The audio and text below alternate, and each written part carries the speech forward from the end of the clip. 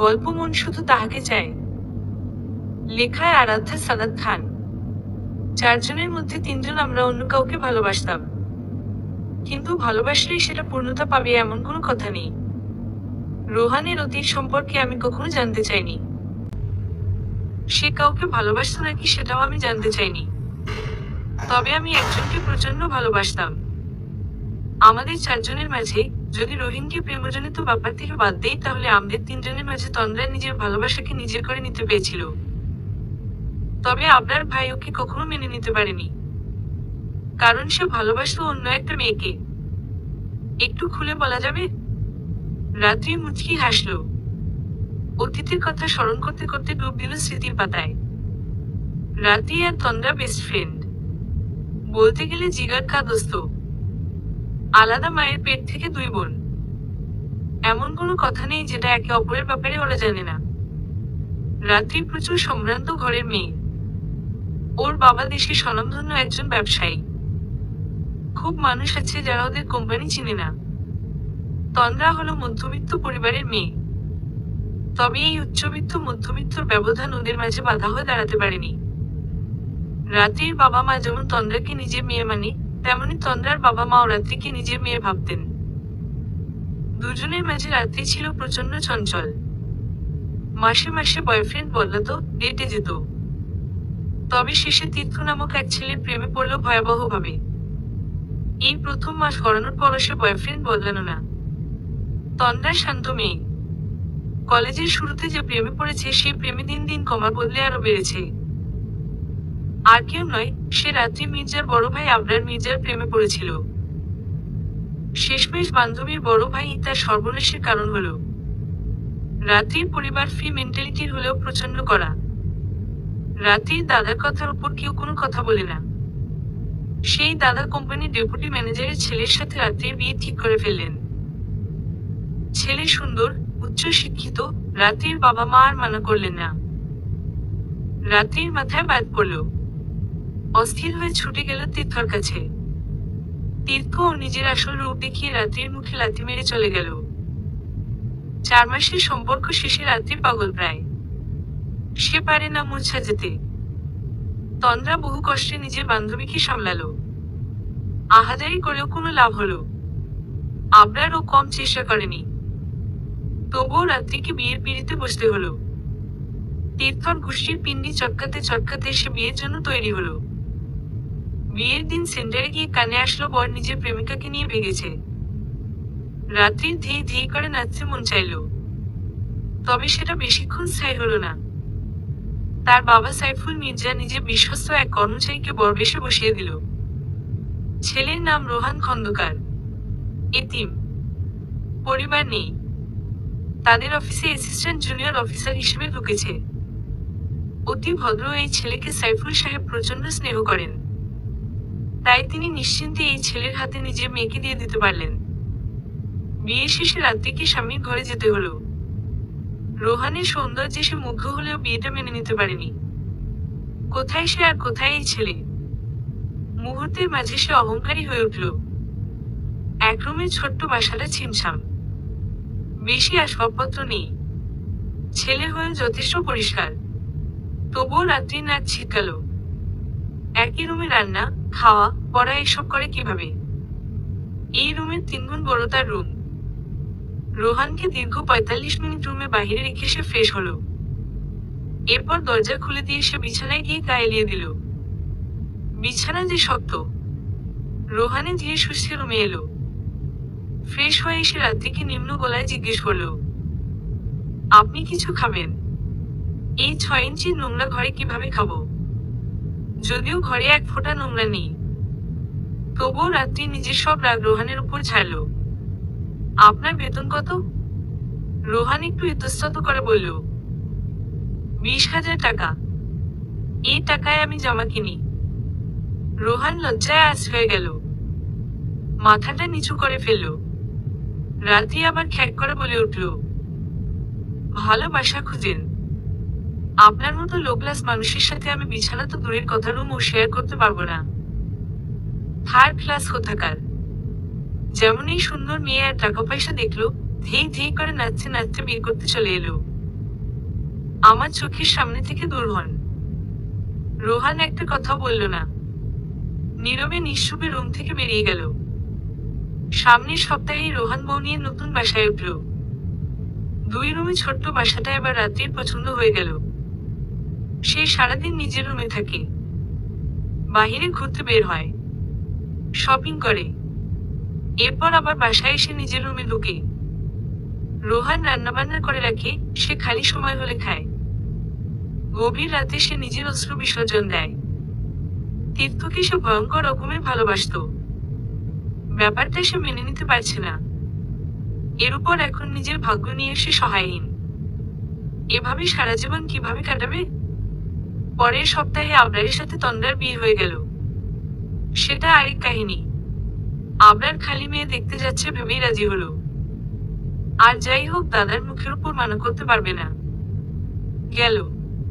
পাত্রী হিসেবে তন্দ্রাকে দেখে চমকালো। এরপর বিয়ে হয়ে যাওয়ার পর বেকুব বনে গেল। তার 4 বছরের গার্লফ্রেন্ড তন্দ্রাদের ব্যাচমেট, একই ভার্সিটিতে পড়ে। আর সে হচ্ছে সেই একই ভার্সিটি লেকচারার। বোনের মতো সেও নিজের পুরোটা রাগ তন্দ্রার উপর ছাড়ল। তোমার মতো শ্যামলা মেয়েকে আবরার মির্জা কখনো বউ হিসেবে মেনে নেবে না। অরিত্রি কিন্তু চিনো, তুমি তো ওর নখের সমান যোগ্যতা রাখো না। আমার সামনে কখনো স্ত্রীর অধিকার নিয়ে আসবে না। Mind it. শান্তশিষ্ট তন্দ্রা সেদিন চোখের পানি ফেলা ছাড়া কিছুই করতে পারেনি। দিন যেতে লাগলো নিজের মতো করে। কোনো সম্পর্ক উন্নত হলো না, বরং সেটা অবনতির দিকে ঠেকেল। রাত্রি আর রোহানের মাঝে মধ্যে দেখা হয়। রাত্রির আবদার মিটাতে মিটাতে রোহান অস্থির। এটা লাগবে সেটা লাগবে। সামান্য বেতনে রোহান কুলিয়ে উঠতে পারে না। আবরার আর তন্দ্রার একই ঘরে থাকা পড়লেও আবরার কখনো চোখ তুলে তাকায় না। তন্দ্রার স্থান হয়েছে আবরারের ঘরের ফ্লোরে। প্রতি রাতে সে চোখে পানি ফেলতে ফেলতে আবরারের প্রেমালাপ শুনে। ভেতর থেকে ঠিকরে আসে দীর্ঘশ্বাস। ভালোবাসার মানুষটাকে তো কাছে পেল, তবে ভালোবাসা পেলে কি ক্ষতি হতো? 2 ভাই বোন একই সাথে একই দিনে ধাক্কাটা খেল। রাত্রি শয়তানি করতে রোহানের রুমে গিয়েছিল। মূলত গোছানো লোকের গোছানো রুমটা নষ্ট করে গিয়েছিল দে। রোহান কোনো আলমারি ব্যবহার করে না, একটা ট্রাঙ্কে নিজের জিনিসপাতি রাখে। রাত্রি সেটা খুলেই সব এলোমেলো করলো। তখনই তার চোখ পড়লো একটা ফাইলে। সেটা খুলে সব কাগজপত্র পড়তেই রাত্রি আসমান থেকে টপকালো। রোহান দামিরা ফিজিক্স থেকে পাশ করেছে। সিজিপি রেজাল্ট ও প্রচন্ড ভালো। সেই তুলনায় রাত্রির তার কাছে ধারে নেই। সে কোনো পাবলিকে চান্স দূরের কথা, পাশও করতে পারেনি।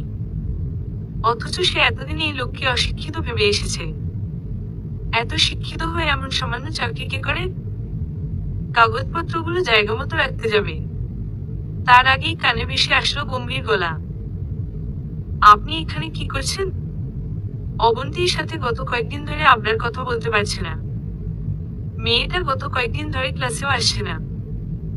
বান্ধবীরাও কোনো খবর দিতে পারছে না। সব মিলিয়ে আবরারের যান যায় যায় অবস্থা। এই মুহূর্তে তার মন মেজাজ খুবই খারাপ হয়ে আছে। রাত 10টা হবে। একটু আগে তন্দ্রার উপর একপালা নিজের রাগ ঝেড়েছে। বেচারি পড়ছিল, সেখান থেকে তুলে তাকে পাঠিয়েছে চা বানিয়ে আনার জন্য।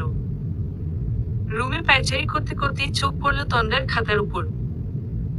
কাছে গিয়ে পেজনটাতে গিয়ে বুঝতে পারল তন্দ্রা খুবই ব্রাইট স্টুডেন্ট। মেয়ে যে পড়ুয়া তাও বোঝা গেল।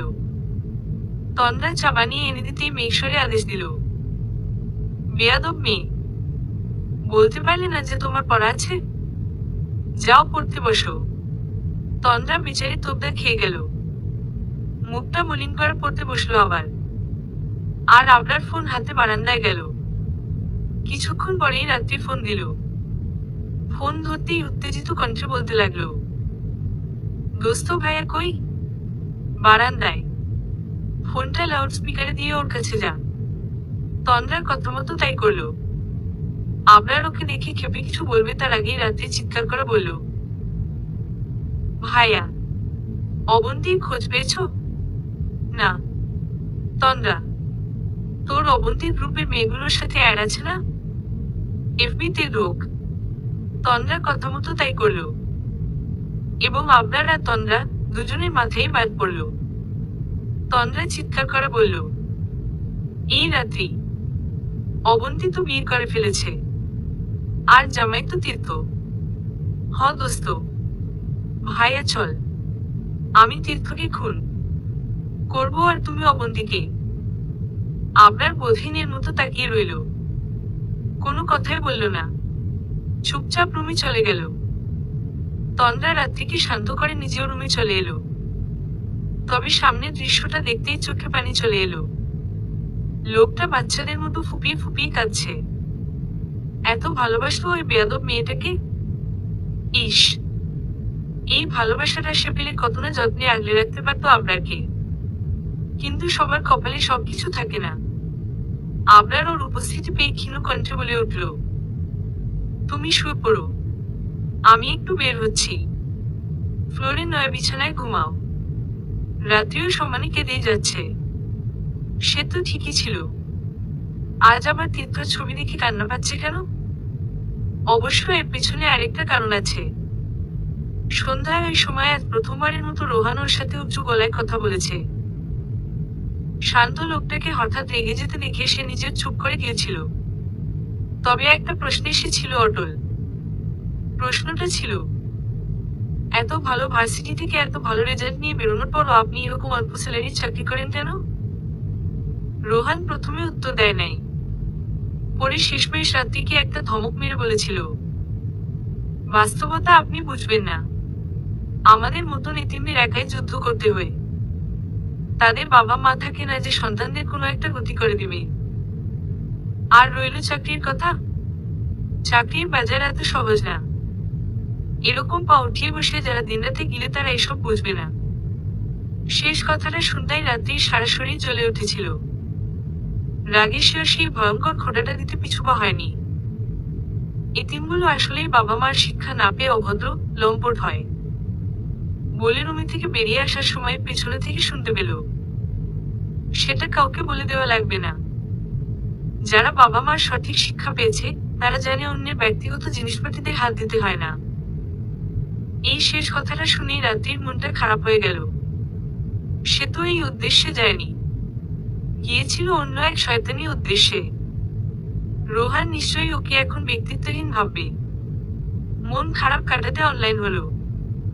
সাথে সাথে চোখের সামনে তীর্থ আর অবন্তী ছবি এলো। সবার আগে নিজের ভাইকে জানালো। এরপর থেকেই সমানে কান্না করে যাচ্ছে। যতটা না নিজের কষ্ট হচ্ছে তার চেয়ে বেশি ভাইয়ের জন্য কষ্ট হচ্ছে। সে তো দেখেছে তার ভাই নিজের প্রেয়সীকে কতটা ভালোবাসে। ভাইটা তো কষ্ট পাচ্ছে, সাথে নিজের কাছের আরেকটা মানুষও কষ্ট পাচ্ছে। তন্দ্রা। সোজা ভাষায় তাদের চারজনের কারোই কোনো দোষ নেই। তবুও তারা আজ জীবনের হিসেব মিলাতে অক্ষম। দরজায় টোকা পড়তেই রাত্রি নড়েচড়ে বসল। রোহান ধীর গতিতে রুমে ঢুকল। রাত্রির চোখে পানি দেখে তার কোনো কিছু মনে হলো নাকি বোঝা গেল না। তবে সে এগিয়ে এসে রাত্রির সামনে হাঁটু গেড়ে বসল। মন্থর কণ্ঠে বলল, সরি, আমি ওইভাবে বলতে চাইনি। রাত্রি ঠোঁট ফোলালো। আদরে ভাবে বলল, আপনার সাথে আমার কোনো কথা নেই। আমাকে যারা বকা দেয় আমি তাদের সাথে কথা বলি না। রোহান ফিক করে হেসে দিল। রাত্রি না চাইতে সেদিকে মন্ত্রমুগ্ধ মতো তাকিয়ে রইল। এই লোক এত সুন্দর কেন? আর ছেলে মানুষের গালে টোল পড়বে কেন? আনমনেই হাতটা নিয়ে নিজের গাল ছুতে লাগলো। রোহান তা দেখে ভ্রু কুঁচকে জিজ্ঞেস করলো, কি? রাত্রি রেগে বলল, আপনাকে কেন বলবো? আপনি আমাকে কথা শুনিয়েছেন। রোহান স্নান গলায় উত্তর দিল, আর আপনি যে আমাকে এই কয়েকদিন ধরে ছোট লোক, অশিক্ষিত, থার্ড ক্লাস বললেন, এখন রেজাল্ট দেখে সেটা বদলে গেল? না হলে আমি মানুষ না? রাত্রি মাথাটা নিচু করে ফেলল। নিচু কণ্ঠে বলল, আমি এই কয়দিন সেটার আগে করেছি। মানতে পারছিলাম না। আর আজ আপনার ট্রাঙ্কটা এলোমেলো করতে গিয়েছিলাম। ওইসব করার উদ্দেশ্যে যাইনি। সমস্যা নেই, আমিও দুঃখিত। অফিসে প্রেশার ছিল, এরপর এসে এইসব দেখে রাগ উঠে গিয়েছিল। আমি জানি আপনার আমার সাথে মানাতে কষ্ট হচ্ছে। আমি বিয়ের আগে বুঝেছিলাম, তবে স্যারের কথাটা ফেলতে পারিনি। আপনি কষ্ট করে 3-4টা মাস মানিয়ে নিন। এরপর বাবার বাড়ি চলে যাবেন। 6 মাসের মাথায় সেপারেশন শুরু হয়ে যাবে। বছরের মধ্যে ডিভোর্স। আপনি এরপর নিজের জীবন আবার নতুন করে সাজাবেন। রাত্রির মুখটা উজ্জ্বল হয়ে উঠল। রোহান সেটা নীরবে নিশ্চুপই খেয়াল করল। কিছু না বলে রাত্রিকে খেতে আসতে বলল। খাওয়া শেষে সে যখন বের হচ্ছিল তখন রাত্রি তার চোখ বনে গিয়ে জিজ্ঞেস করলো, এত রাতে কই যান? একটা বন্ধুর সাথে দেখা করব। চলে আসবো। তালা মেরে যাচ্ছি। আপনি রুমের দরজা লক করে শুন। যদিও রাত্রির একা ভয় লাগছিল, সে সেটা আর প্রকাশ করল না। রোহান বের হয়ে গেল। সেও নিজের রুমে গিয়ে শুয়ে পড়ল। সাথে সাথে একরাশ বিষণ্ণতা তাকে ঘিরে ধরল। সে আহ্লাদী, ধনী, তবে জীবন নিয়ে তারও চিন্তা হয়। আবরার চুপচাপ বসে আছে। পাশে রোহানও চুপচাপ বসে আছে। শেষমেশ সেই নীরবতা ভাঙল। গলা ঝেড়ে বলে উঠল, অবন্তীর ব্যাপারে সবসময় তোকে আমি হিন্ট দিতাম। তুই বুঝে না বোঝার ভান করতি। বাকি সবাই দেখতো, তুই দেখে না দেখার ভান করতি। অন্ধ ছিলি তুই। সেটার ফলাফল আজ হাড়ে হাড়ে পাচ্ছিস। এখন এটার কথা বলে যা। যে মানুষরা তোর ভালোবাসা পাওয়ার জন্য তোর কাছে এসেছে, তাকে আগলে ধর। আবরার মাথা তুলে তাকাতেই রোহান বলে উঠল, তন্দ্রার কথা বলছি। ও শ্যামলা, এই বাল্যেরও এক্সকিউজ আমার কাছে দিবি না।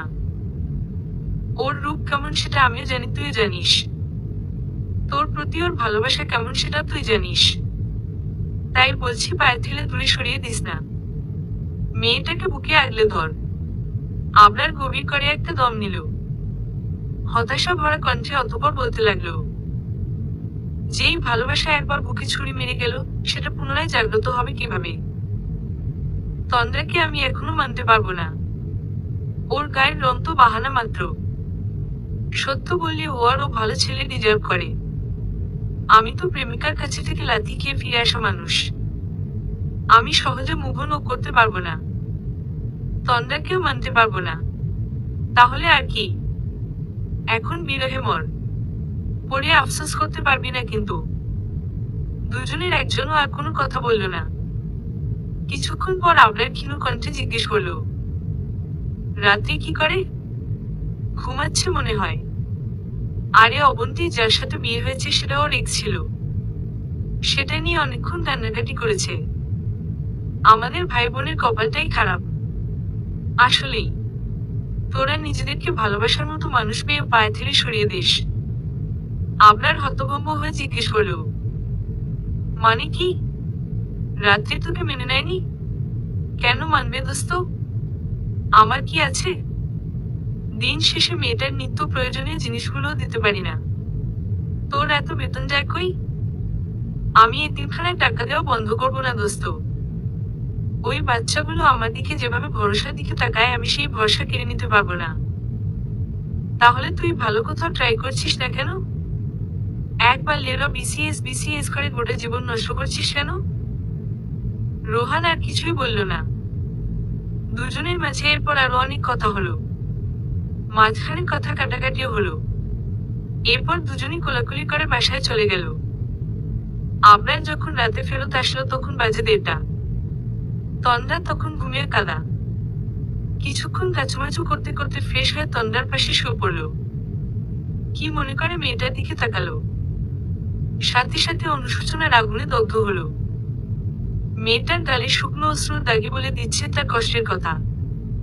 আবরার বিড়বিড় করে বলে উঠল, তোমার জন্য আমি সবচেয়ে ভালো ছেলে খুঁজে আনবো। I promise. তবে সে তখনও জানতো না ভবিষ্যতে এই কথাটা ফিরিয়ে নিতে হবে। চোখের পলকে দিন কেটে যেতে লাগলো। রাত্রি রোহানের সম্পর্ক একটু ভালো হয়েছে। মানে দুজনে এখন টুকটাক কথা বলে। রোহান নিজের স্টুডেন্ট লাইফ নিয়ে গল্প করে, বিভিন্ন ঘটনা বলে। রাত্রি সেগুলো শুনে হেসে কুটি হয়। একই ব্যাপার আবরার আর তন্দ্রার মাঝেও। আবরার এখন আর তন্দ্রার সাথে খারাপ ব্যবহার করে না। তবে তাদের মাঝে সব আলোচনা হয় পড়াশোনা নিয়ে। তন্দ্রা মাঝে মধ্যে হতাশ হয়ে ভাবে আবরার তাকে ফিজিক্স না বুঝিয়ে মাঝে মধ্যে চুমুটুমু খাওয়াও শিখাতে পারে। রাত্রি নিজের বাড়ি এসেছে। আগামীকাল আবার চলে যাবে। তন্দ্রা সন্ধ্যায় বাড়ি ফিরেছে। তার সাথে গল্প করার জন্যই রাত্রি তার রুমে গেল। গিয়ে দেখলো তন্দ্রা গালে হাত ঠেকিয়ে বসে আছে। দেখে খুবই হতাশ মনে হচ্ছে। রাত্রি ওর পাশে গিয়ে বসে একটা কথা দিল। কিরে, এমন বেকুবের মতো বসে আছিস কেন? তোর কোনো চেনা রিপোর্টার আছে? কেন? নিউজ ছাপাবো। কিসের? স্বামী তার বউকে ব্লাইন্ড ডেটে পাঠিয়ে হাফ বিয়ে ঠিক করে ফেলেছে। বউ আবার কাবিনের টাকা নিয়ে মারামারি করে এসেছে। রাত্রি বেচারা ভাবাচিকা খেয়ে গেল। হা করে জিজ্ঞেস করলো, কি? তন্দ্রা এবার কেঁদে দিল। ফোপাতে ফোপাতে বলল, আমি তো তার কাছে স্ত্রীর কোনো অধিকার চাইনি। তার অতীত নিয়েও আমার কোনো সমস্যা নেই। শুধু তার কাছে থাকতে চাই। কিন্তু আমি ভুলে গিয়েছিলাম আমি কালো। সেজন্যই তার যত সমস্যা। রাত্রি ভ্রু কুঁচকে জিজ্ঞেস করলো, তোকে ভাইয়া কালো বলেছে? হুম, প্রথম রাতেই। এজন্য তিনি আমাকে কখনোই মেনে নেবেন না। রাত্রি রাগ করে উঠল। ভাইয়ের প্রতি অটল বিশ্বাস নিয়ে বলল, অসম্ভব। এই যুগে এসে ভাইয়া কখনোই এমন ভেদাভেদ করবে না।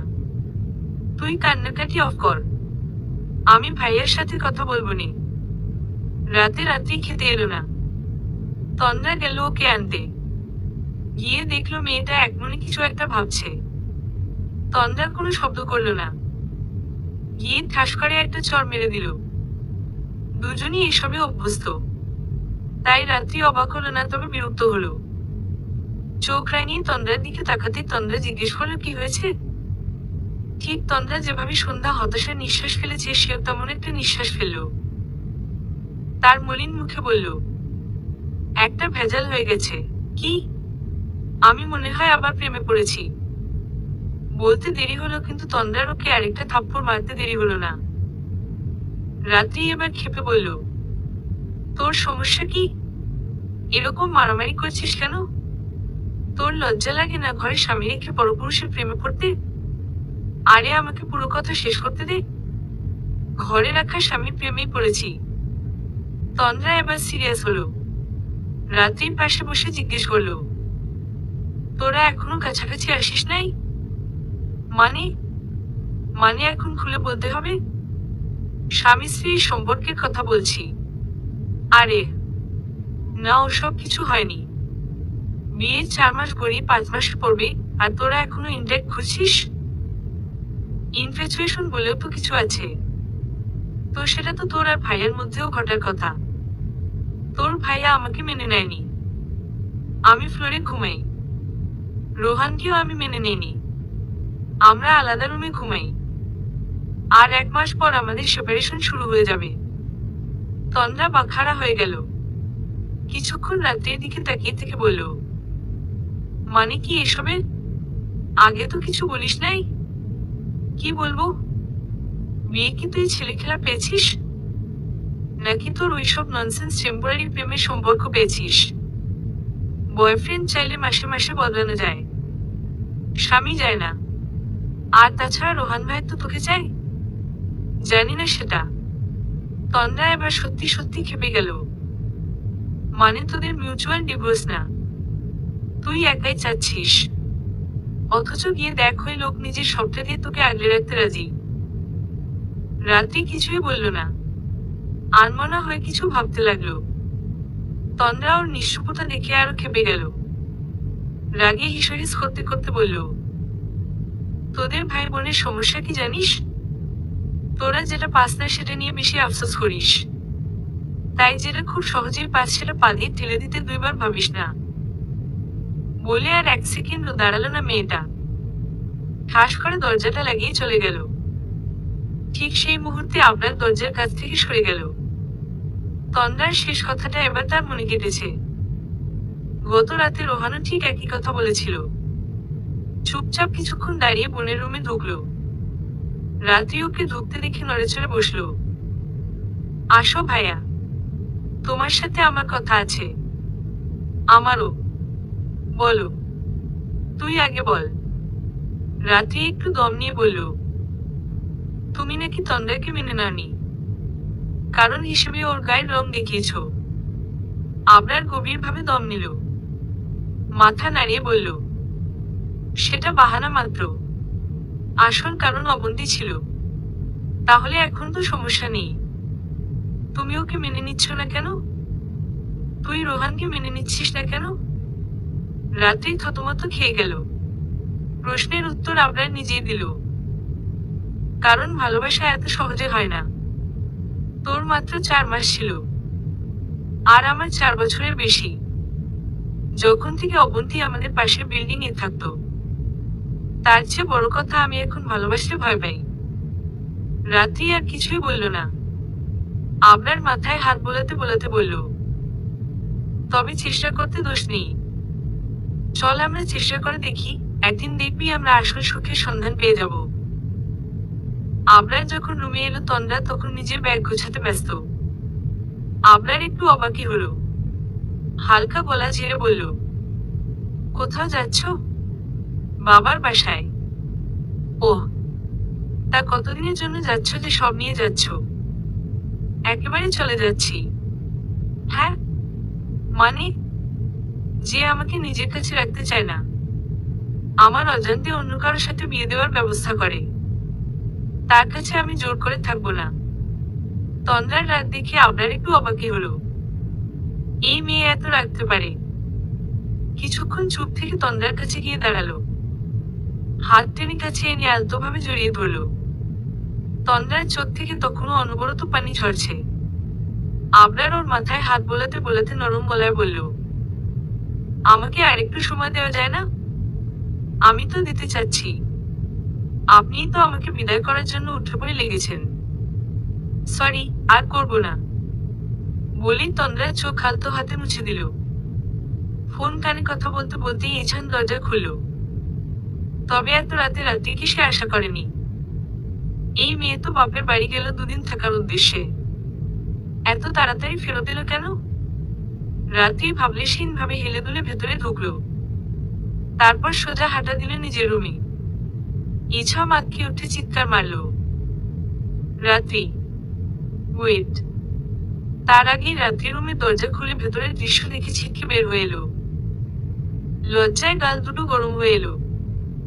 ইছানের দিকে চোখ বড় বড় করে তাকিয়ে জিজ্ঞেস করলো, আপনি কি রুম ডেটের জন্য রুম ভাড়া দেওয়া শুরু করেছেন? ইছান তোবদা খেয়ে বলল, আরে ধুর, ছেলেটা আমার ফ্রেন্ড, জার্মানি থাকে, গার্লফ্রেন্ড নিয়ে এসেছে বিয়ে করবে বলে। পরিবার মেনে নেয়নি, এজন্য বিয়ে করে বউ নিয়ে এখানে চলে এসেছে, 2 দিন থাকবে। রাত্রি কপট রাগ দেখিয়ে বলল, তো ওদের বাসরের জন্য নিজের রুম দিতে পারেনি? ভেতরে আমার কত জিনিস, তুমি তো আলমারিতে তালা মেরে গেছো। বাকি জিনিস আমি আমার রুমে নিয়ে এসেছি। রাত্রি আর কিছু বলল না, লাগেজ নিয়ে সোজা ইছানের রুমে ঢুকলো। পিছন পিছন ইছান যেতে যেতে জিজ্ঞেস করলো, খেয়েছো? না। তাহলে আসো, বাহিরে থেকে খাবার এনেছিলাম, খেয়ে নাও। দুজনেই বসে খেয়ে নিল। রাতে খাওয়া শেষে কান্নাকাটি জুড়ে দিল কোক খাবে। অগত্যা ইছানের নিচে যেতে হলো বউয়ের আবদার মেটাতে। অবশ্য ভালোই হয়েছে, তার নিজেরও খেতে ইচ্ছে করছিল। কোক নিয়ে এসে যখন এলো তখন রাত্রি রুমে পায়চারি করছে। গায়ে মিনি মঞ্জের নাইট ড্রেস একটা, চুলে বেনি, বেশ কিউট লাগছিল।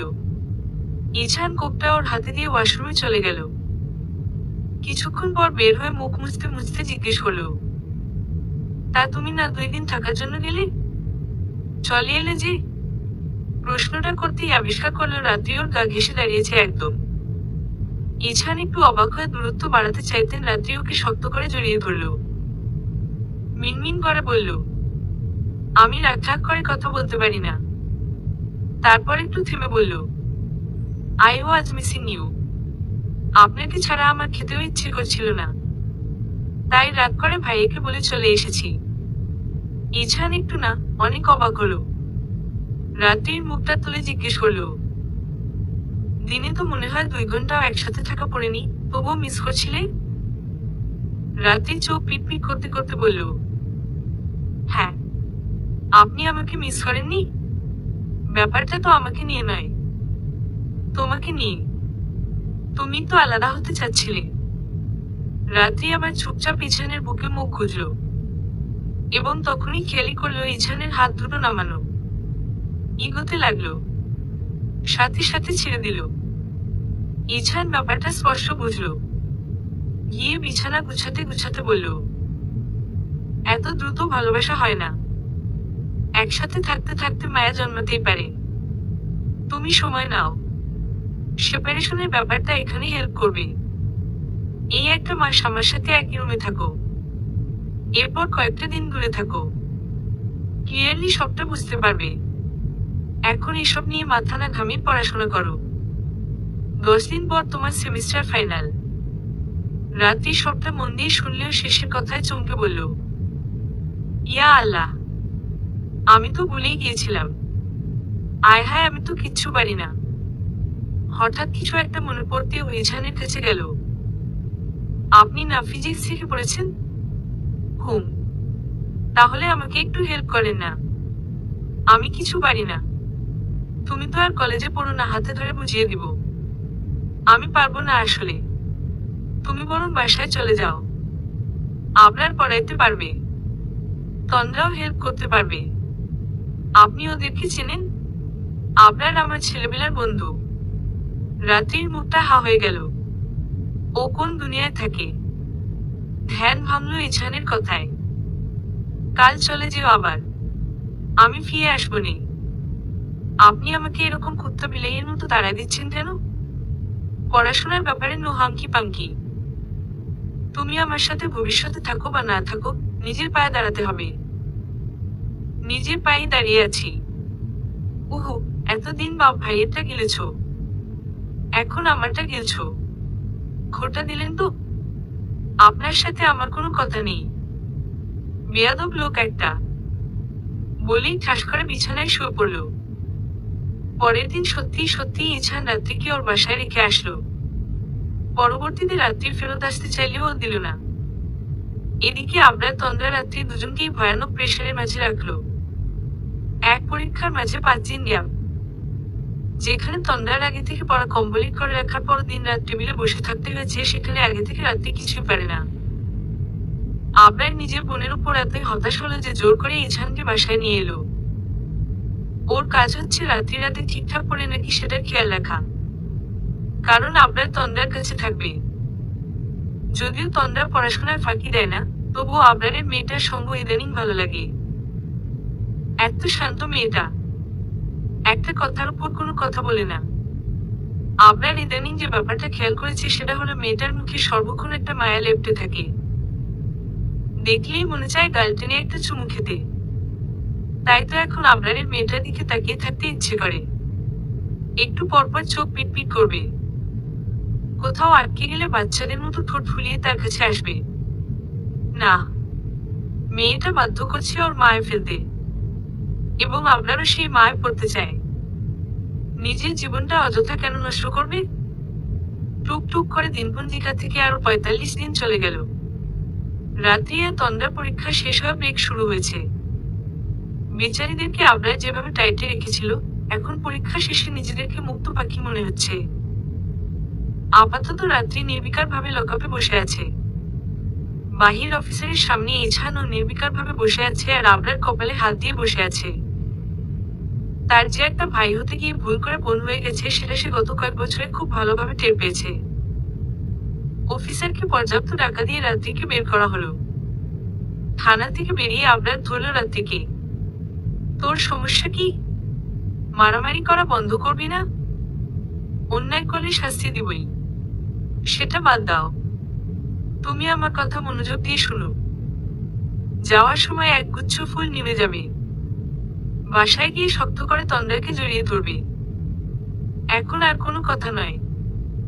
এই ইছান, চলেন বাসায় যাই। আবরারকে কোনো কিছু বলার সুযোগ না দিয়ে রাত্রি ইছানকে টানতে টানতে নিয়ে গেল। আবরার কিছুক্ষণ দাঁড়িয়ে থেকে রওনা দিল। আজ রাত্রির জন্য বেশ রাত হয়ে গেছে। সে সত্যি এক চিক রজনীগন্ধা কিনল, তবে মেয়েটাকে জড়িয়ে ধরতে পারবে না হয়তো। বাসায় আসার পর বাবা মার সাথে কথা বলে সে রুমে এলো।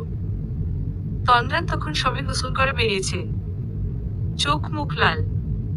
আবরার একটু অবাক হলো, এই মেয়ে এই অবেলায় গোসল করে বেরিয়েছে কেন? তবুও সে বিষয়ে কোনো কথা না বলে সে তন্দ্রার হাতে ফুলটা ধরিয়ে বলল, দেখো তো এটার গন্ধ কেমন, পুরো তোমার মতো মিষ্টি। যাও একটা ফ্লাওয়ার ভাসিয়ে রেখে দিও। তন্দ্রা কোনো উত্তর দিল না। আবরার কি খেতে আসতে বলল। আবরারের এত খিদে লেগেছে যে সে ফ্রেশ না হয়ে খেতে চলে গেল। খেয়ে এসে যখন ওয়াশরুমে ফ্রেশ হতে ঢুকলো, খেয়াল করলো তার দামি ইলেকট্রিক রেজরটা ভাঙা। সাথে সাথে মেজাজ খিচে এলো। ঠাস করে দরজাটা খুলে বেরিয়ে তন্দ্রার দিকে তেড়ে গেল। আমার রেজর কিভাবে ভেঙেছে? তন্দ্রা ভাঙা কণ্ঠে উত্তর দিল, ভুল করে হাত থেকে পড়ে গিয়েছে। ওইটার দাম জানো তুমি? তোমাকে বিক্রি করলে সেটার দাম আসবে না। অসহ্য মেয়ে কোথাকার, আমার চোখের সামনে থেকে দূর হও। বলেই আবার ওয়াশরুমে চলে গেল। ওয়াশরুম থেকে বেরিয়ে চুল আঁচড়াচ্ছে ঠিক তখন তন্দ্রা ওর পিছে গা ঘেঁষে দাঁড়ালো। চোখ থেকে অনবরত পানি ঝরছে। আবরার ভাবলো তার বগাতে কাঁদছে, এজন্য কিছু বলল না। তন্দ্রা তখন পিছন থেকে ওর টি শার্ট মুঠো করে ধরল। হুট করেই অশান্ত হয়ে গেল মেয়েটা। হাউমাউ করে কাঁদতে কাঁদতে বলে উঠল, আমি মনে হয় মরে যাব আবরার। আমাকে শক্ত করে জড়িয়ে ধরবেন একবার। আবরার চমকে উঠল। সে তন্দ্রাকে আরো অনেক বকেছে। মেয়েটা কখনো এভাবে কাঁদেনি, আজ এতই বেশি বকে ফেলেছে। তন্দ্রার দিকে ঘুরে দাঁড়াতেই তন্দ্রা ওকে আষ্টপৃষ্টে জড়িয়ে ধরল। আবরারও তাড়াতাড়ি ওর মাথায় হাত বোলাতে বোলাতে বলল, সরি বাচ্চা, আর কখনো বকবো না। তুমি এভাবে কেঁদো না। কিন্তু তন্দ্রা ওর ধারণাকে সম্পূর্ণ মিথ্যা প্রমাণ করে বলল, আগাই টাচ মি ব্যাডলি। খুব জঘন্যভাবে স্পর্শ করেছে। আমার আমার সহ্য হচ্ছে না। ঘৃণা হচ্ছে নিজের প্রতি। আবরার এই প্রথম মেয়েটাকে নিজের সাথে মিশিয়ে নিল। রাত্রির ওই লোকটাকে মারার কারণে বা স্পষ্ট হলো, সাথে এটা স্পষ্ট হলো রাত্রি কিনা ওকে এসে জড়িয়ে ধরতে বলেছে। আর সে কিনা এসে মেয়েটার উপর চিৎকার করেছে।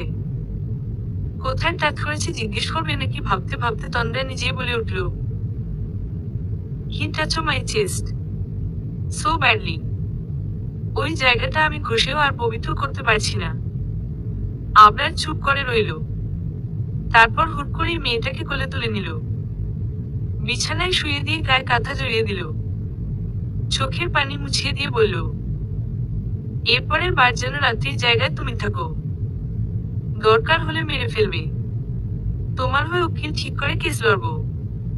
কিন্তু এইসব কালো হাতগুলো এরপর থেকে ভেঙে ফেলবে। তন্দ্রা কিছু বলল না। মেয়েটা নিঃশ্বাস নিতে পারছে না। আবরার লাইটটা নিভিয়ে দিয়ে নিজে শুয়ে পড়ল। মনটা চাচ্ছে মেয়েটাকে বুকের ভেতর জড়িয়ে রাখে, কিন্তু জড়তার কারণে পারছে না। ঠিক তখনই তন্দ্রা ওর গা ঘেঁষে শুয়ে বলল, আমি আজ একটু আপনাকে জড়িয়ে ঘুমাই, না হলে তো ঘুমাতে পারবো না। শান্ত মেয়েটা প্রথমবারের মতো মুখ ফুটে আবদার করেছে। এই আবদার অগ্রাহ্য করা যায়? আবরার ওর দিকে ফিরিয়ে হাত বাড়িয়ে আদরে কণ্ঠে বলল, আসো। তন্দ্রা দেরি করল না। ছোট্ট বিড়াল ছানার ন্যায় গুটিয়ে গেল আবরারের বুকে। আবরারও পরম আদরে ওকে জড়িয়ে ধরল।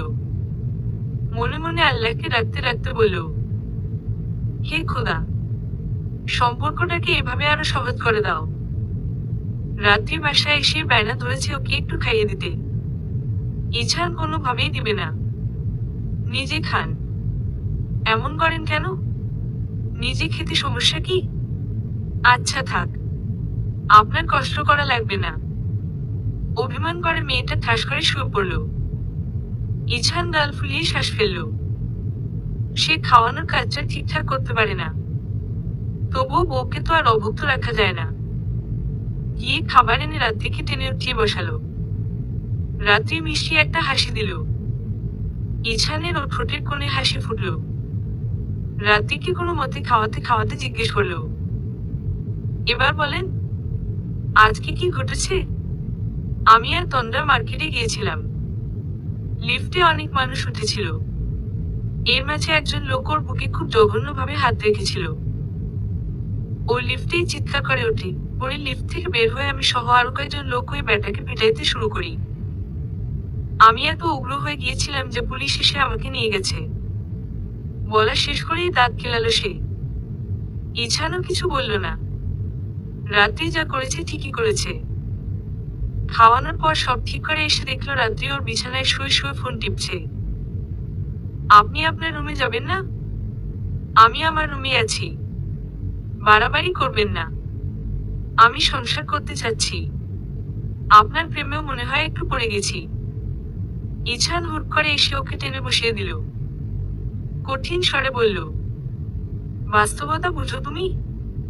আমার কিন্তু বিয়ের প্রথম রাতের কথাগুলো মনে আছে। আমার সাথে থাকতে পারবে তুমি? সারা জীবন 20,000 টাকায় চলতে পারবে তুমি? চেষ্টা করতে তো ক্ষতি নেই।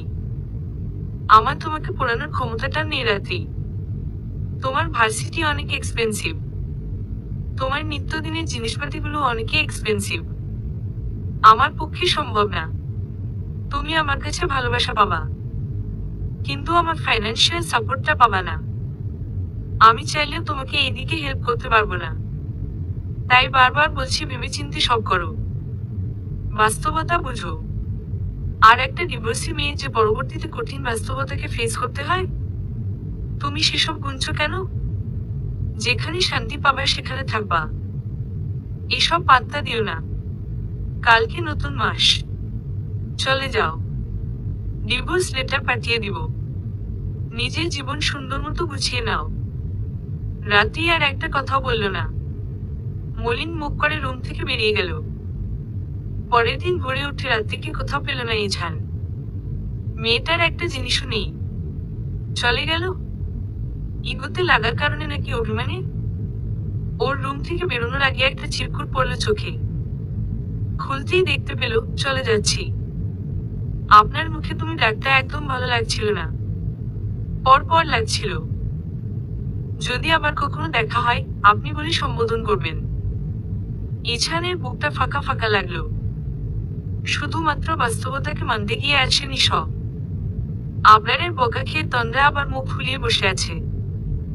আবরার এক গ্লাস দুধ এনে দিয়েছিল খাওয়ার জন্য। সে আবরারের আড়ালে সেটা সুন্দর মতো ফেলে দিয়েছে। কিন্তু ওই বেয়াদব লোকটা কিভাবে জানি টের পেয়ে গিয়েছে। এরপর নিজের আসল পেশায় ফেরত এসে এক গাদা লেকচার দিয়েছে।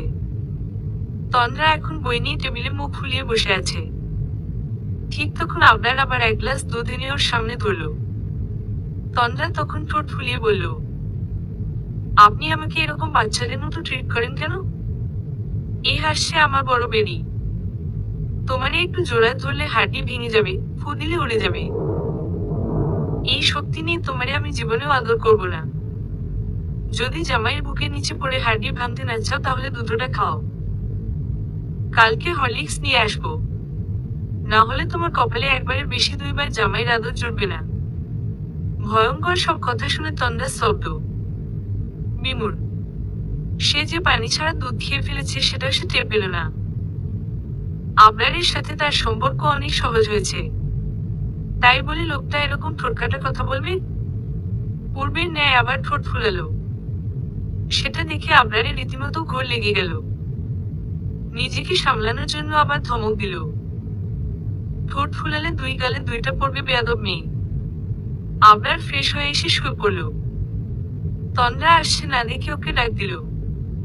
তন্দ্রা অভিমানী কণ্ঠে উত্তর দিল, আমার পড়া শেষ হয়নি। আবরার কি মনে করে উঠে রাত্রির কাছে গেল। মেয়েটা একদিনও হলো না গিয়েছে, আজ আবার চলে এসেছে।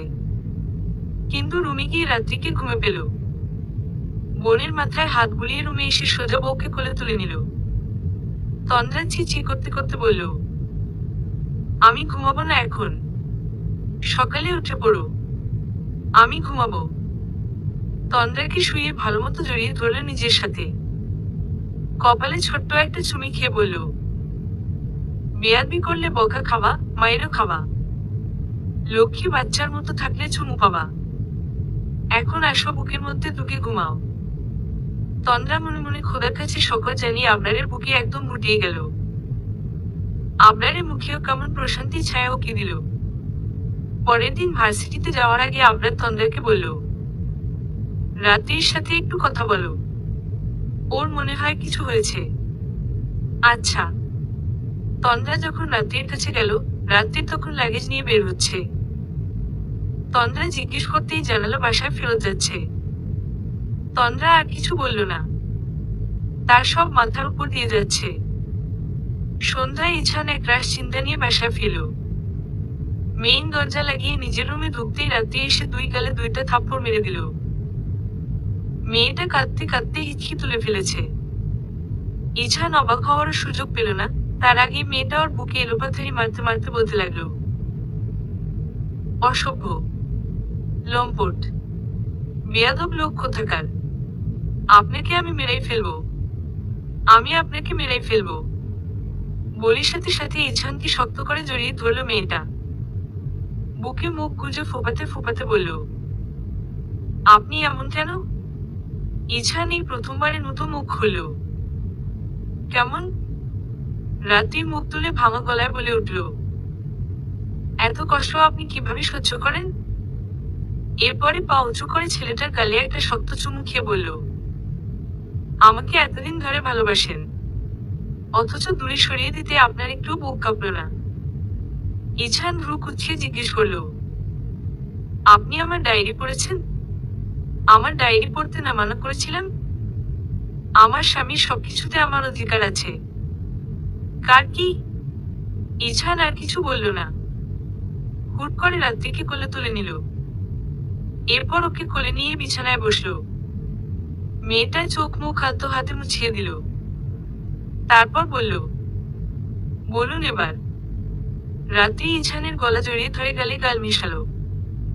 আহ্লাদি কণ্ঠে বলল, আমি আপনার কাছে থাকবো, কিন্তু কোনো কিন্তু না। আমার টাকা পয়সা লাগবে না, আপনাকে লাগবে। যেখানে মানসিক শান্তি পাবো না, সেখানে টাকা দিয়ে কি আমি মুড়ি খাবো? আর একটা কথা শুনতে চাই না। এখন আপনি আমাকে নিজের মুখে ভালোবাসার কাহিনী বলবেন। ইছান একটা নিঃশ্বাস ফেলে বলল, ফ্রেশ হয়ে আসি। রাত্রি কিছু একটা ভাবল। তারপর নিজের গালটা এগিয়ে দিয়ে বলল, একটা চুমু খান। আপনি জানেন আপনার জন্য আমার সারা রাত ঘুম হয়নি। এত ফালতু একটা মানুষ আপনি। ইছান এবার হেসে দিল। মেয়েটা এত কিউট কেন? এই যে অফিসের এত ঝামেলা কাঁধে নিয়ে এলো, অথচ এখন কি শান্তি লাগছে। রাত্রির গাল ধরে মুখটা এদিকে ফিরালো। তারপর কপালের পরম তৃপ্তিতে ঠোঁটজোড়া চেপে ধরল। বিনিময়ে রাত্রির ঠোঁটেও হাসি ফুটল। ওকে রেখে ইছান ওয়াশরুমে ঢুকতেই রাত্রি গেল খাবার গরম করতে। রাত্রি আদরের মেয়ে হলেও রান্না বান্না পারে, কেননা বাড়িতে সে শখ করে মাঝে মধ্যে এটা সেটা বানাতো। তার সবচেয়ে বড় গুণ হলো সে খুব সুন্দর সুন্দর কেক তৈরি করতে পারে। সুন্দর মতো খাবারগুলো গরম করে টেবিলে এনে রাখতেই ইছান চলে এলো। দুজনে খাওয়া দাওয়া করে এসে এবার বারান্দায় বসলো। ছোট্ট একটা বারান্দা, তবে আশেপাশে খোলা হওয়ায় খুবই ভালো লাগে। ইছান এবার গলা ঝেড়ে বলতে শুরু করলো, আমার এতদূর পর্যন্ত আসাটা সহজ ছিল না। আব্বু আম্মু যখন মারা গেল আমার বয়স 13। উনারা পালিয়ে বিয়ে করার কারণে দাদার বাড়ি, নানার বাড়ি কিছুই চিনতাম না। ভাড়া বাসায় থাকতাম। আব্বুর আলমারিতে আব্বু কিছু কাগজপত্র রাখতো।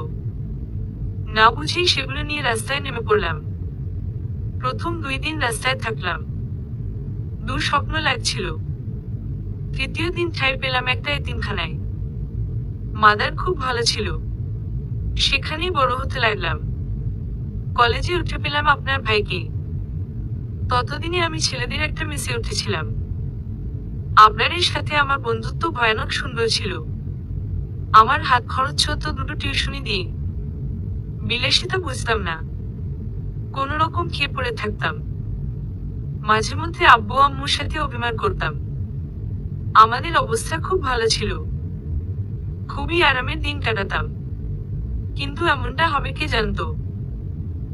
যেটাই হোক, আমি আর আপনার একসাথে ভর্তি কোচিং করা শুরু করলাম। এই কোচিং এর টাকা আমি আপনার ভাইয়ের কাছ থেকে নিয়েছিলাম। আপনারও প্রচুর পড়ুয়া ছিল। দুজন ভয়ানক কষ্ট করলাম। ফলাফল হিসেবে ঢাবিতে চান্স পেলাম। পড়াশোনা শেষ করে বের হওয়ার পর আমি কোনো চাকরির অ্যাপ্লাই করিনি। পড়ছিলাম বিসিএস এর জন্য। 3বার ভাইভা থেকে ফেরত এসেছি। পরে কয়েকটা কোম্পানিতে ইন্টারভিউ দিতে লাগলাম। আপনাদের কোম্পানিতে হয়ে গেল। ব্যাস এখন এভাবেই চলছে। মাঝখান দিয়ে ভুল করে একটা বউ পেয়ে গিয়েছি। রাতে এবার এগিয়ে গিয়ে ইছানের গালে টুক করে একটা চুমু খেলো। তারপর গালে হাত বুলাতে বুলাতে বলল, মাঝখান দিয়ে যে এক কিশোরীর প্রেমে মজেছেন সেটা বলবেন না? কিশোরী ছিল তখন ক্লাস 9-এ। আমি ছিলাম অনার্স সেকেন্ড ইয়ারে। তাকে দেখেছিলাম তার বয়ফ্রেন্ডের সাথে ঝগড়া করছিল। এরপর চোখের সামনে দেখলাম দুজন ব্রেকআপ বলে দুই দিকে চলে গেল। রাত্রি থামিয়ে দিল ওকে। নাক মুখ কুচকে বলল, মানুষ প্রেমে পড়ে হয় বৃষ্টির দিনে সন্ধ্যার মুহূর্তে। আপনি কেন আমার ব্রেকআপ করা দেখে প্রেমে পড়লেন? উহু, সেদিন তোমায় প্রথম দেখেছিলাম। পরের বার আপনারের সাথে দেখেছিলাম। ভাইয়ের সাথে কোনো কিছু নিয়ে আহ্লাদ করছিলেন। সেদিনই আমার সর্বনাশ হলো। এরপর থেকে আপনাদের বাসায় যেতাম শুধুমাত্র আপনাকে দেখার জন্য। আপনার ভাই ধরে ফেললেন।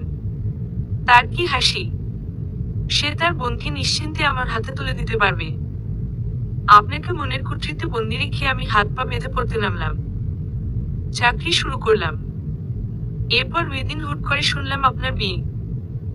আপনার বলতে চেয়েছিল, আমি দেইনি। সব সময় কপালে সবকিছু থাকে না। কিন্তু ভাগ্যের খেলা দেখেন, সে আপনি আমারই হলেন। আপনার কথা শেষ করে রাত্রির বুকে তাকাতেই দেখলো মেয়েটা বালিশে মুখ গুজে রয়েছে। মশা কামড়াচ্ছিল বলে বিছানায় চলে এসেছে। ইছান সোজা হয়ে শুয়েছিল আর রাত্রির বুকে বালিশ রেখে ভর দিয়ে শুয়েছিল।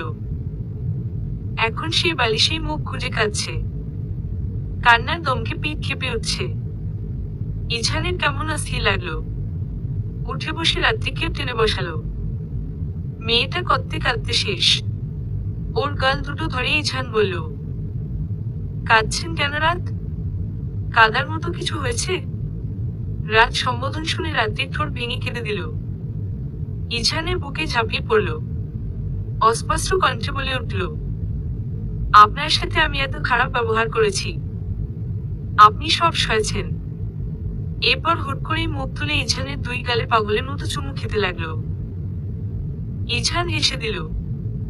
মুখটা আজলায় ভরে চোখ মুছতে মুছতে বলল, হয়েছে, শান্ত হন। আপনি ব্যথা পাননি তখন। আমি আমার জীবনে সবচেয়ে জোরে থাপ্পড় মেরেছি আজ। বলেই আবার কেঁদে দিল।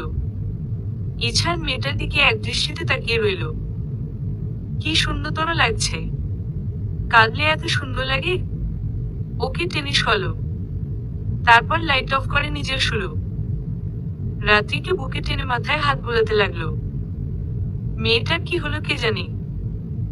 একটু পরই আবার ছটফট করতে লাগলো। ইছানের গলায় চুমু খেতে লাগলো। বুকে মুখ ঘষতে লাগলো। ইছান সব টের পেয়ে হালকা গলায় বলল, আমি কিন্তু নিজেকে বেশিক্ষণ কন্ট্রোল করতে পারবো না। কন্ট্রোল করা লাগবে না। পরে আফসোস করবেন না। রাত্রি একটু নীরব থেকে লোকটার বুকে চুমু খেলো। ফিসফিস করে বলল, আপনার বুকে একবার নিজেকে বিলীন করেছি। সেখান থেকে আর সরব না। রাত্রির কথা খেলাপ করে না। ইছান ফুস করে নিঃশ্বাস ফেলল। মেয়েটাকে এক ঝটকায় বিছানায় পেরে নিজের পুরো ঘর ছেড়ে দিল। ঠোঁটে ছোট্ট তবে তপ্ত একটা চুমু খেয়ে বলল, you can't regret later. I won't. ব্যাস। দুই প্রণয়ী নিজেদের প্রণয় মুহূর্তের মাঝে মিলেমিশে একাকার হয়ে গেল। সকালে ইছানের ঘুম আগে ভাঙল। ঘুমিয়েছে দেরি করে। এখন 7টা বাজে। জোর করে চোখ খুলল। রাত্রির নগ্ন শরীর তখনও ওর সাথে লেপ্টে। মেয়েটাকে সাবধানে সরিয়ে উঠতে চাইল। পারল না। রাত্রির ঘুম ভেঙে গেল। ইছানকে উঠতে দেখে জিজ্ঞেস করলো, কই যাচ্ছেন? অফিসে যেতে হবে তো। আজ যাওয়া লাগবে না। এটা বললে তো হয় না পাখি। উহুম, মাঝে মধ্যে বউয়ের জন্য অফিস কামাই দিতে হয়। সেটা হয়, তবে আজ সম্ভব না। আপনি আমাকে ভালোবাসেন না, এভাবে বলে না। লক্ষ্মী না। আব্বুকে ফোন দেন, দিয়ে বলেন শরীর খারাপ, না হলে আমিই ফোন দিব। আরো অনেকক্ষণ তর্ক চলল। এরপর ইছান হার মেনে শ্বশুরকে ফোন দিল। শ্বশুর বলল শরীর যতদিন ঠিক না হয় ততদিন অফিস না যেতে। আর কি লাগে? কথা শেষ করে রাত্রির দিকে ফিরে বলল, এখন কি করব? রাত্রির প্রাণবন্ত একটা হাসি দিয়ে নিজের হাত দুটো বাড়িয়ে বলল, রাতে বুকে মাথা রেখে একটা আরামদায়ক ঘুম দেন। বেশিক্ষণ তো ঘুমোতে পারেননি। ইছান ঠোঁট কামড়ে হাসল। মেয়েটার বুকে মাথা রাখার বদলে মেয়েটার পুরো শরীর নিজের মাঝে টেনে এনে আবদ্ধ করল। চুলের ভাঁজে একটা চুমু খেয়ে নিম্ন স্বরে বলে উঠল, আমার পাখিটা। সকাল 10:30টার সময় এবার রাত্রির ঘুম ভাঙল। চোখ জোড়া খুলতেই মুখে তৃপ্তির হাসি ফুটে উঠল। ইছানের কপালে একটা চুমু খেয়ে উঠে বসল। পাশ থেকে নিজের টি শার্টটা নিয়ে শরীরে গলিয়ে নিল। এরপর জামা কাপড় নিয়ে ওয়াশরুমে ঢুকল। সে যখন গোসল সেরে বেরোলো, ইছান তখনও গভীর ঘুমে। রান্নাঘরে গিয়ে চটপট পাউরুটি টোস্ট করে নিল, ডিম পোচ করলো, চা বানালো। ততক্ষণে ইছান ও ঘুম থেকে উঠে গোসলে গেছে। দুজন নাস্তা শেষ করে টুকটাক গল্প করছে। ঠিক সেই সময় ইছানের ফোনে আবরারের ফোন আসলো। রিসিভ করতেই ঝাড়ি মেরে বলল, তোর বউ কই? সকাল থেকে ফোন দিতে দিতে পাগল হয়ে যাচ্ছি। তন্দ্রার বাবা হার্ট অ্যাটাক করে হসপিটালে, অবস্থা ভালো না। রাত্রিকে নিয়ে আয় তাড়াতাড়ি। ওরা রেডি হয়ে যতক্ষণে গেল ততক্ষণে তাওহিদ সাহেবের ডেথ সার্টিফিকেট টাইপিং হচ্ছে। তন্দ্রার মা তন্দ্রাকে জড়িয়ে ধরে হাউমাউ করে কাঁদছে। তন্দ্রা সহ বাকিরা ব্যস্ত ওনাকে সামলাতে। রাত্রিও গিয়ে ধরল তার অন্যতম প্রিয় মানুষটাকে। তার চোখ দিয়ে অনবরত পানি পড়ছে। হাসপাতাল থেকে লাশ বের করে আনা হলো। সবাইকে একবার দেখানো হলো। এরপর গোসল করিয়ে সব মিলিয়ে জানাজা পড়াতে পড়াতে বাধা শুরু হয়ে গেল। তন্দ্রাদের বাসায় আত্মীয় স্বজনদের ভিড় লেগেছিল। সন্ধ্যার পর আস্তে আস্তে ভিড় কমতে লাগলো। খালি রয়ে গেল তন্দ্রার ফুপি, খালা, আবরার তন্দ্রা, তন্দ্রার ভাই ও ভাবি এবং রাত্রি ও ইছান। তন্দ্রা ও তার খালা মিলে রাতে খাবার রান্না করলো। মাকে যে কোনো উপায়েই খাওয়াতে হবে। এমনের লো প্রেশারের সমস্যা আছে। বাকিরা সবাই তন্দ্রার মার কাছে। মহিলা গুনগুন করে কাঁদছে আর বিলাপ করছে। আগের রাতে বলেছিল বুকে চাপ লাগছে। সারা রাতে এক ফোঁটাও ঘুমাতে পারেনি। সকালে উঠে বললেন মেয়েকে দেখতে যাবে। হুট করে কেমন অস্থির হয়ে গেলেন। ঘেমে নিয়ে একাকার পড়ে গেলেন। অ্যাম্বুলেন্স ডেকে যতক্ষণে হাসপাতালে আনা হলো ততক্ষণে অজ্ঞান হয়ে গেলেন। এর কিছুক্ষণ পরেই মৃত ঘোষণা করা হলো। সুস্থ মানুষ ছিল। কি হলো? কেমনে হলো? ও আল্লাহরে! সবাই ওনাকে সান্ত্বনা দিতে লাগলেন। কি আর সান্ত্বনা দিবে? যার যায় সে বুঝে। রাতের মধ্যে তন্দ্রার নানি আর মামা মামিরা চলে এলো। আবার রান্না করতে হলো। বাসায় অতিরিক্ত মানুষ, তবে জায়গা নেই। বাধ্য হয়ে তন্দ্রার শ্বশুরবাড়ি চলে আসতে হলো। সকালে উঠেই চলে যাবে। রাত্রিরাও এলো ওদের সঙ্গে। বাসায় এসে প্রথম তন্দ্রা একটু কান্না করার সুযোগ পেল। আবরারে বুকে পড়ে হাউমাউ করে কাঁদতে কাঁদতে বিলাপ করতে লাগলো। আমি আব্বুকে শেষবার দেখতেও পারলাম না আবরার। আমি আব্বু যাব। আমাকে নিয়ে চলেন প্লিজ। আবরার মেয়েটার মাথায় হাত বুলাতে থাকলো। আর কি করবে? একসময় তন্দ্রা চুপ হয়ে গেল। আবরার বুকে ঘাপটি মেরে অভিমানী চোখে আকাশের দিকে তাকিয়ে রইল। তারা আপাতত বেকুনিতে দাঁড়ানো। একটু পর দরজার নখ দিতেই আবরার আসতে বলল। রাত্রি আর ইছান এসেছে। রাত্রি এসে তন্দ্রাকে টেনে জড়িয়ে ধরল। তন্দ্রা আশ্রয় পেয়ে আবারও আহাজারি করে কাঁদতে লাগলো। আবরারের মুখে একরাশ দুশ্চিন্তা লেপ্টে রয়েছে। ইছান তা বুঝতে পেরে নিম্নকণ্ঠে জিজ্ঞেস করলো, কি হয়েছে? আরে, কালকে 1 সপ্তাহ ট্রেনিং এর জন্য রাজশাহী যেতে হবে। আমি এবার থেকে 3rd ইয়ারের ক্লাসও নেব। ট্রেনিংটা বাধ্যতামূলক। বলেছিলাম 2 দিন পর থেকে জয়েন করি। মানছে না। মেয়েটার দুসময়ে এক রেখে কেমনে যাই? আবরার আস্তে কথাগুলো বললেও ইছান বাদে বাকিরা শুনতে পেল। তন্দ্রা চোখ মুছে ভাঙা কণ্ঠে বলে উঠল, সমস্যা নেই, আমি সারাদিন আমার বাসায় থাকবো। রাতে ড্রাইভার গিয়ে নিয়ে আসবে। আপনি ট্রেনিংটা করে আসেন। ইছান উৎসাহ দিল, হ্যাঁ তুই যা, আমি রাত্রিকে এখানে রেখে যাব। মাঝে মধ্যে আমিও আসবো। তন্দ্রার কোনো সমস্যা হবে না। আবরার তন্দ্রার দিকে তাকালো। তন্দ্রা মাথা নাড়িয়ে আশ্বাস দিতেই সে একটু স্বস্তি পেল। অতঃপর ইছান আর রাত্রি নিজেদের রুমে চলে গেল। আবরার আর তন্দ্রাও ফ্রেশ হয়ে শুয়ে পড়ল। ভোরে ফজরের নামাজ পড়ে কেউ শুলো না আর। আবরার বেরিয়ে পড়বে।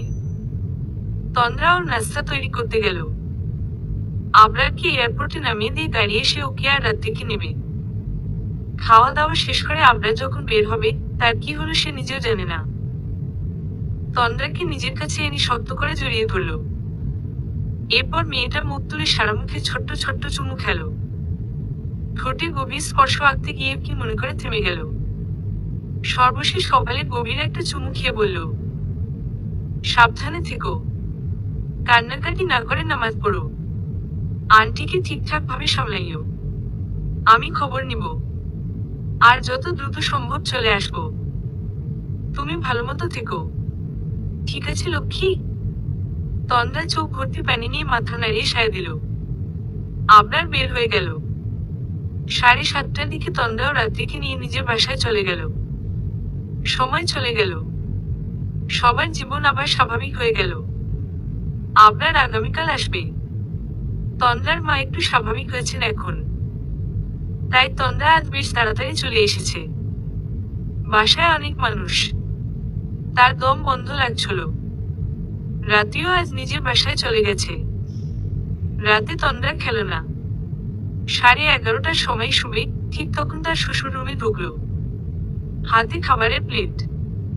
তিনি চেয়ারে বসতে বসতে বলল, তোমার শাশুড়ি খাইয়ে দিবে বলেছিল, কিন্তু বেটি এখন ঘুমে অজ্ঞান। আমি আমার মেয়েকে কেমনে অভুক্ত রাখি? এখন লক্ষ্মী মেয়ের মতো খেয়ে নাও। এক বাবা নেই তো কি হয়েছে? তোমার আর এক বাবা মৃত্যু পর্যন্ত তোমার ছায়া হয়ে থাকবে।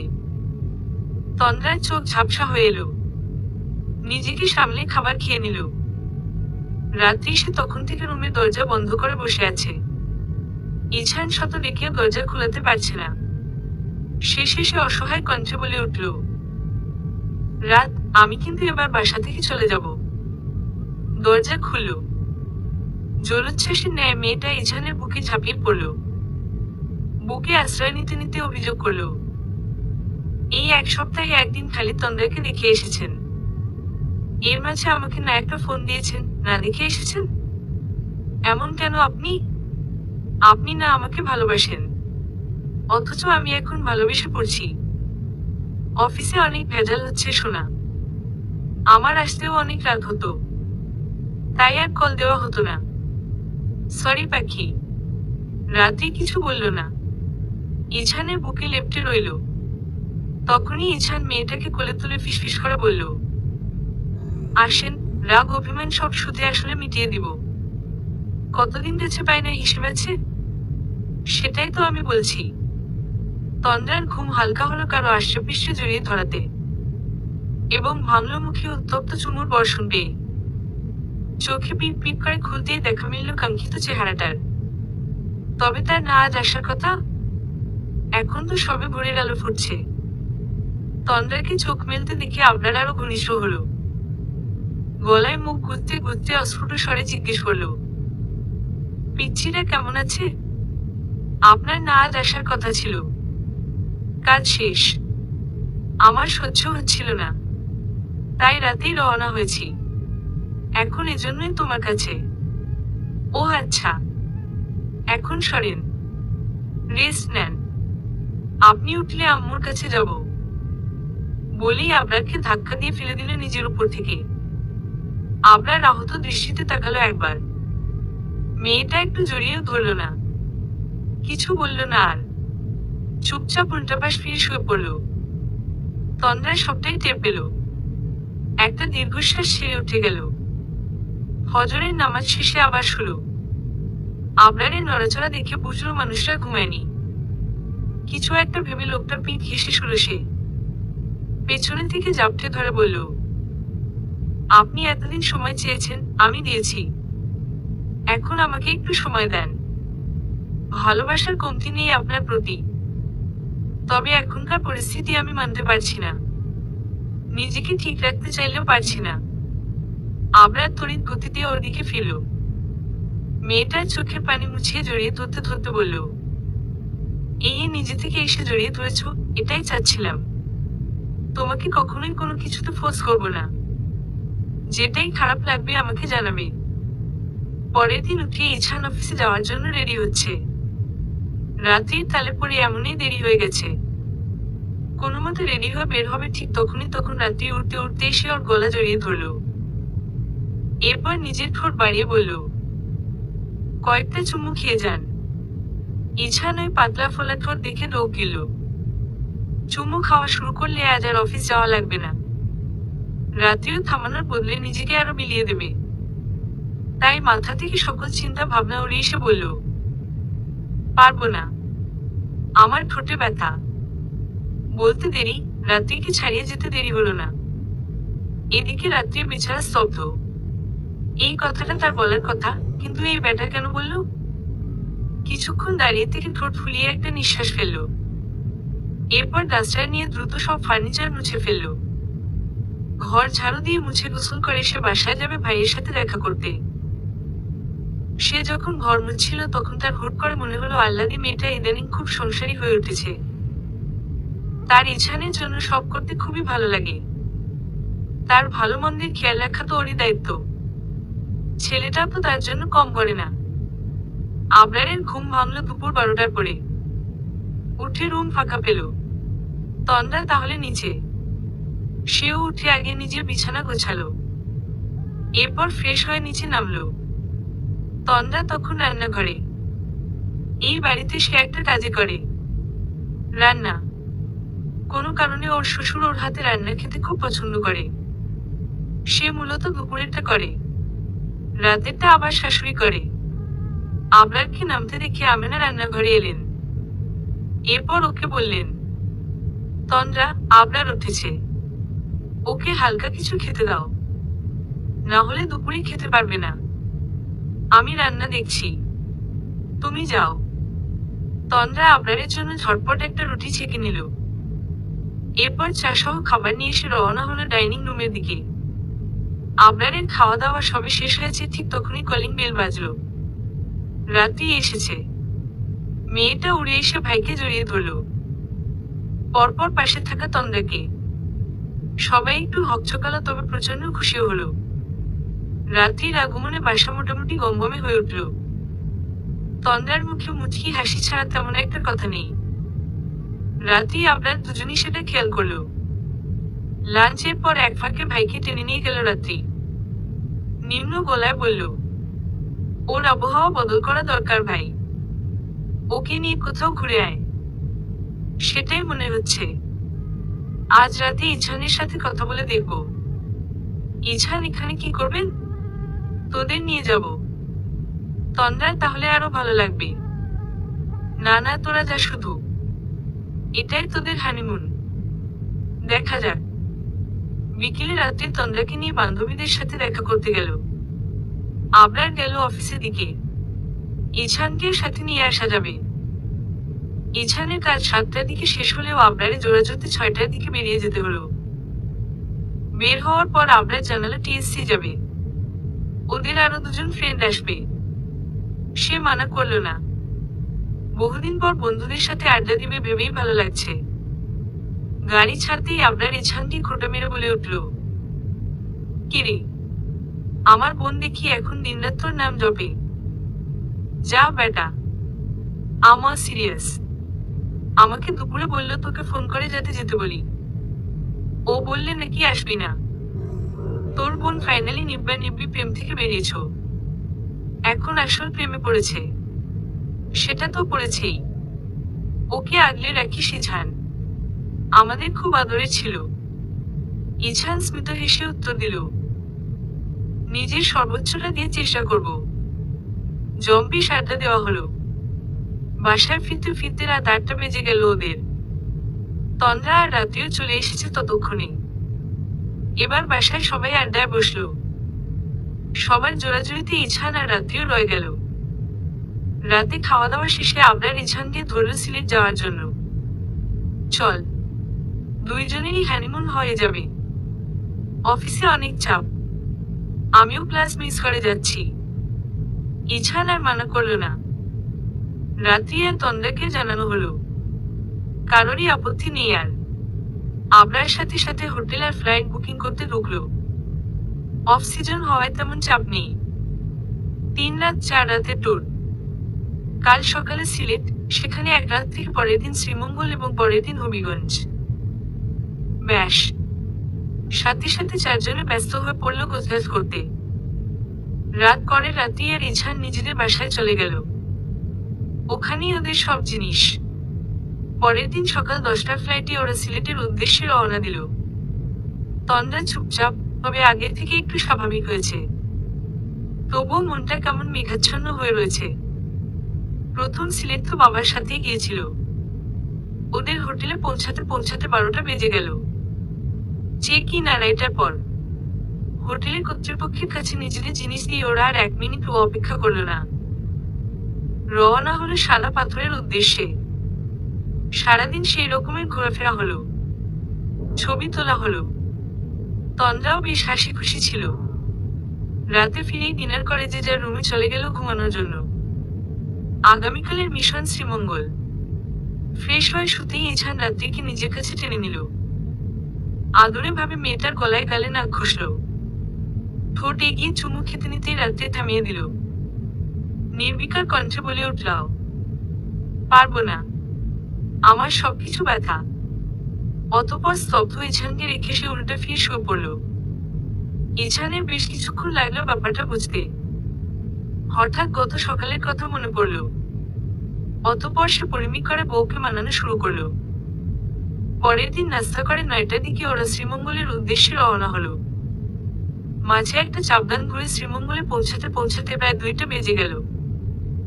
যেই হোটেলে উঠেছে সেটা অনেক বড়।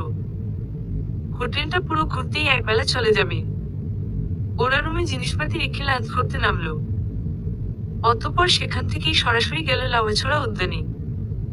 ট্রেকিং করে ছবি তুলে সেখান থেকে বের হতে হতে শব্দ করলো। বাহিরে বেশ কয়েকটা দোকান আছে।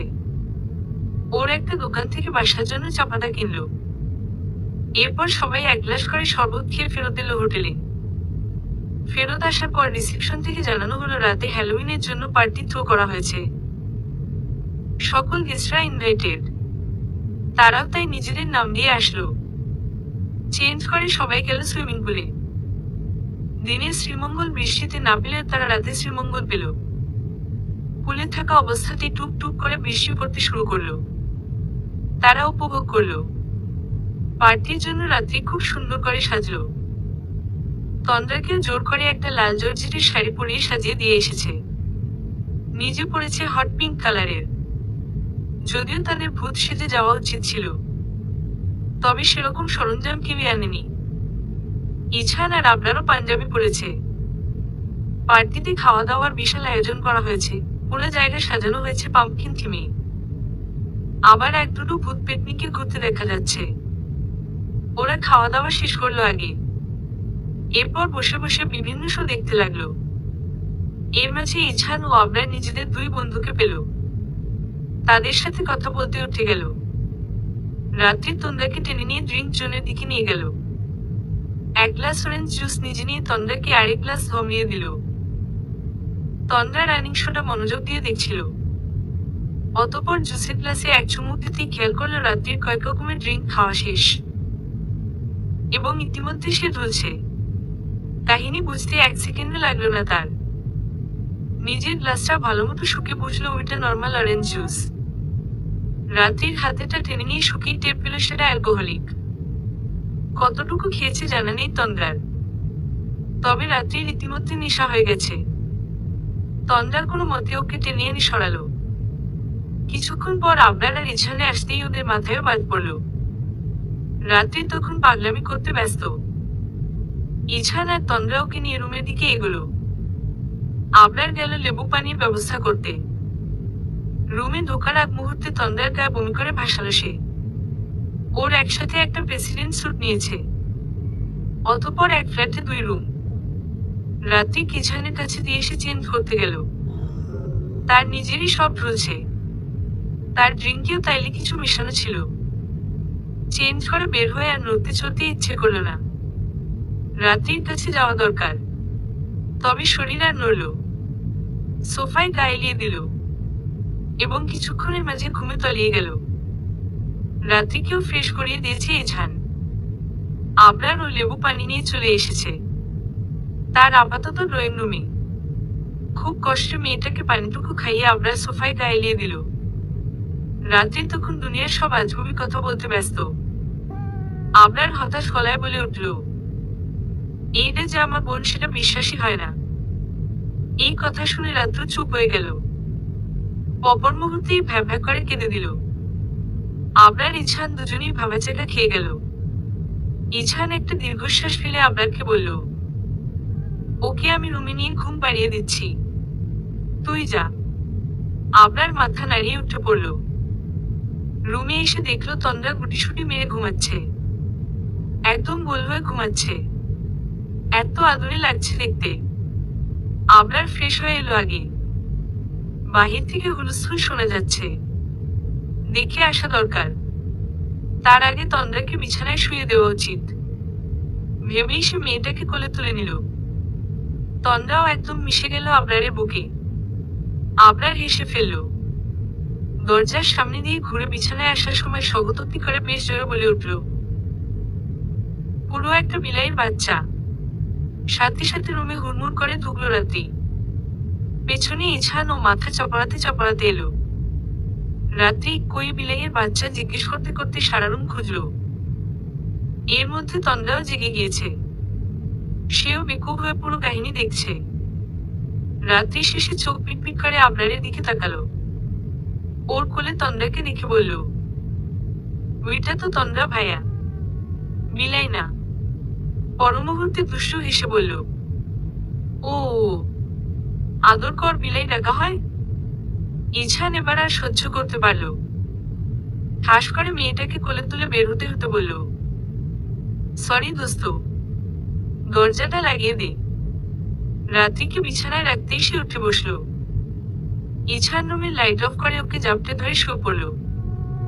রাত্রি অনেকক্ষণ ছটফট করল। এরপর শান্ত হয়ে মিষ্টি গলায় বলল, ভাইয়া কি সুন্দর করে তন্দ্রাকে বিল্লি ডাকে। ইছান ওকে আরো শক্ত করে জড়িয়ে ধরে কপালে একটা চুমু খেয়ে বলল,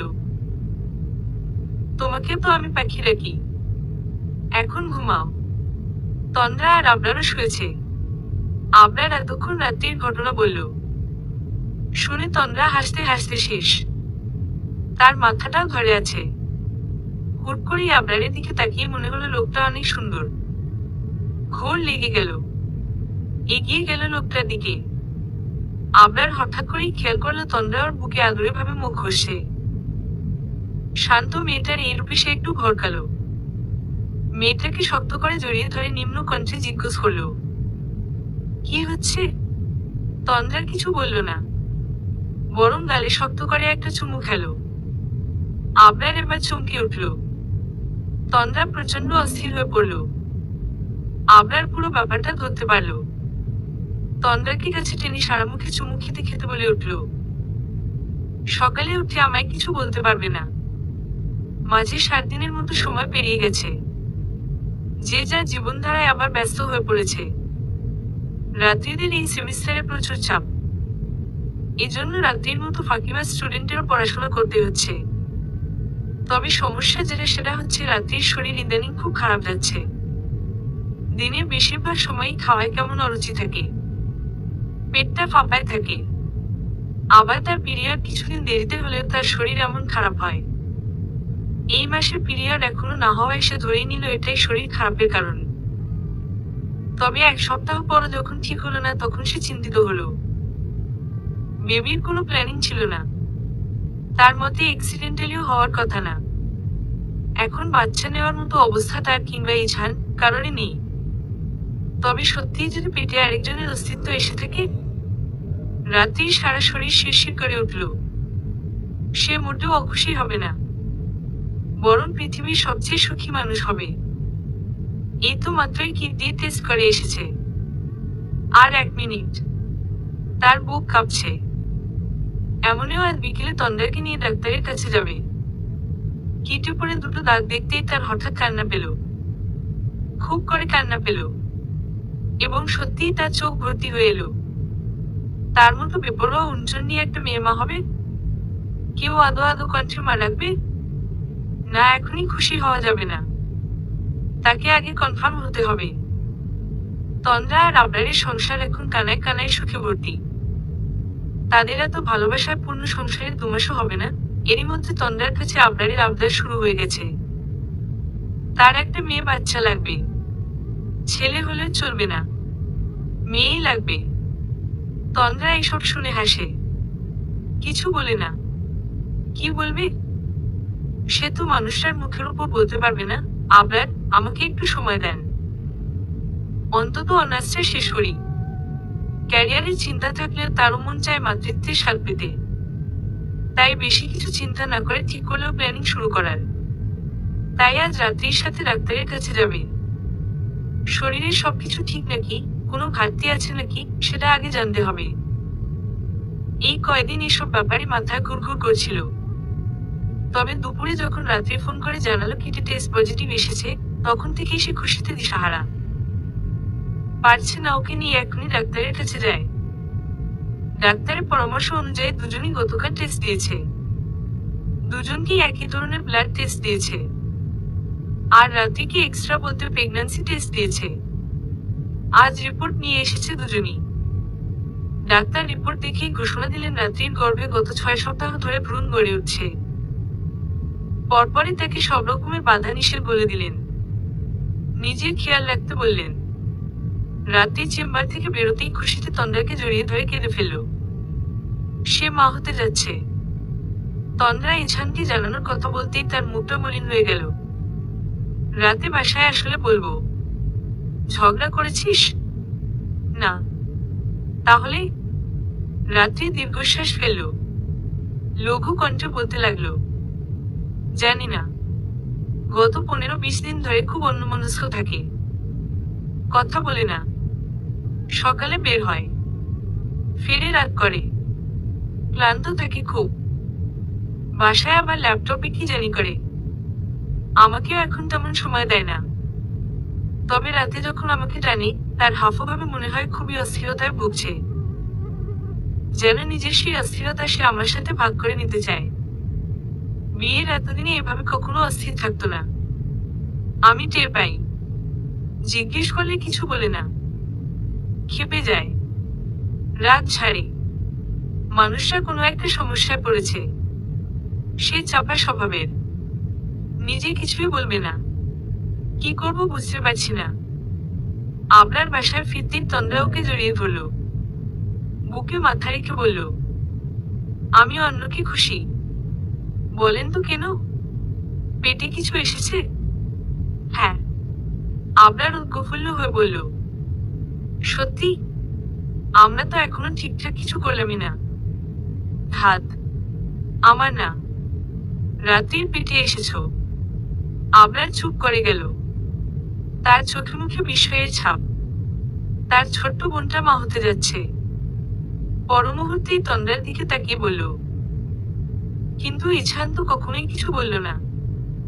তন্দ্রা সরু চোখে তাকালো, কণ্ঠ খাটো করে বলল, আপনার বন্ধু আপনার বোনের জামাই। ব্যাপারটা ভুলে যান কেন? আর খুব সম্ভবত প্ল্যান ছিল না। বাই দা ওয়ে, ভাইয়ের সাথে কথা হয় আপনার? না। গত কয়েকদিন ধরে অনেক ব্যস্ত, তেমন কথা হয় না। ওহ, আচ্ছা, ফ্রেশ হয়ে আসেন, আমি খাবার দেই। ইছান বাসায় ফিরল রাত 9টার দিকে। এসেই দেখলো খাবার দাবারের বিরাট আয়োজন। তার পছন্দের খিচুড়ি, মাংস, ভর্তা আর ডিম, সাথে আছে পছন্দের পায়েস। মেয়েটা একসাথে এত কিছু করে ফেলেছে। খুশি হতে চাইল সে, পারল না। মাথার মধ্যে যে ভয়ঙ্কর চাপ, দুনিয়াদারির কোনো বিষয়ে সে আগ্রহ পাচ্ছে না।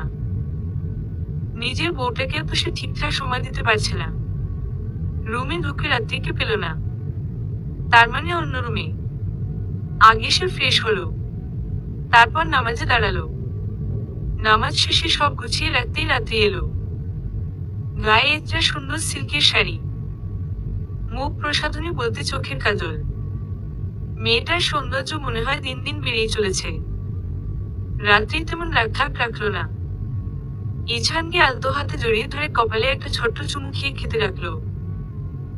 ইছান অবাক হয়। এই যে গত 15-20 দিন ধরে মেয়েটাকে সময় দেয় না, ঠিকঠাক কথা বলে না, মেয়েটার এই বিষয়ে কোনো অভিযোগ নেই। অথচ সে জানতো মেয়েটা ভয়ঙ্কর রকমের জেদি, ভাত তারা। তবে কি ভালোবাসা তাকে ধৈর্যশীল হতে শিখিয়েছে? চুপচাপ খাওয়া দাওয়া সেরে উঠে গেল। রাত্রি সব গোছগাছ করে এসে দেখলো ইছান ল্যাপটপে মুখ ডুবিয়েছি। আচ্ছা, আগে তো তাকে শাড়িতে দেখলে কাছে টেনে নিত, উষ্ণ আদর লেপটে দিত সারা মুখ। তার ভয়ঙ্কর সব বাণীতে রাত্রির কান গরম হয়ে আসতো। আজকে যে সে শাড়ি পরেছে, লোকটা তো তাকে ঠিকমতো দেখলো না। সে আস্তে করে ইছানের পাশে বসলো। ইছান তখন একটা ইমেল লিখছিল। রাত্রি সেদিকে তাকালো না। ইছানের কাঁধে মাথা রেখে বলল, একটা কথা বলার ছিল। এখন রাত করছি, পরে বলো। এখন একটু শুনলে কি হয়? সারাদিন তো কাজই করো। বললাম তো এখন না। আমার দিকে একটু তাকাও, দেখো শাড়ি পরেছি। ইছান এবার খেপে গেল। রাত্রিকে ঝামটা মেরে সরিয়ে বলল, আমাকে কি একটু শান্তি দিবা না? পাগল হয়ে যাচ্ছি আমি, মরতেও পারছি না। এর মধ্যে কানের কাছে এসে ঘ্যান ঘ্যান করছো।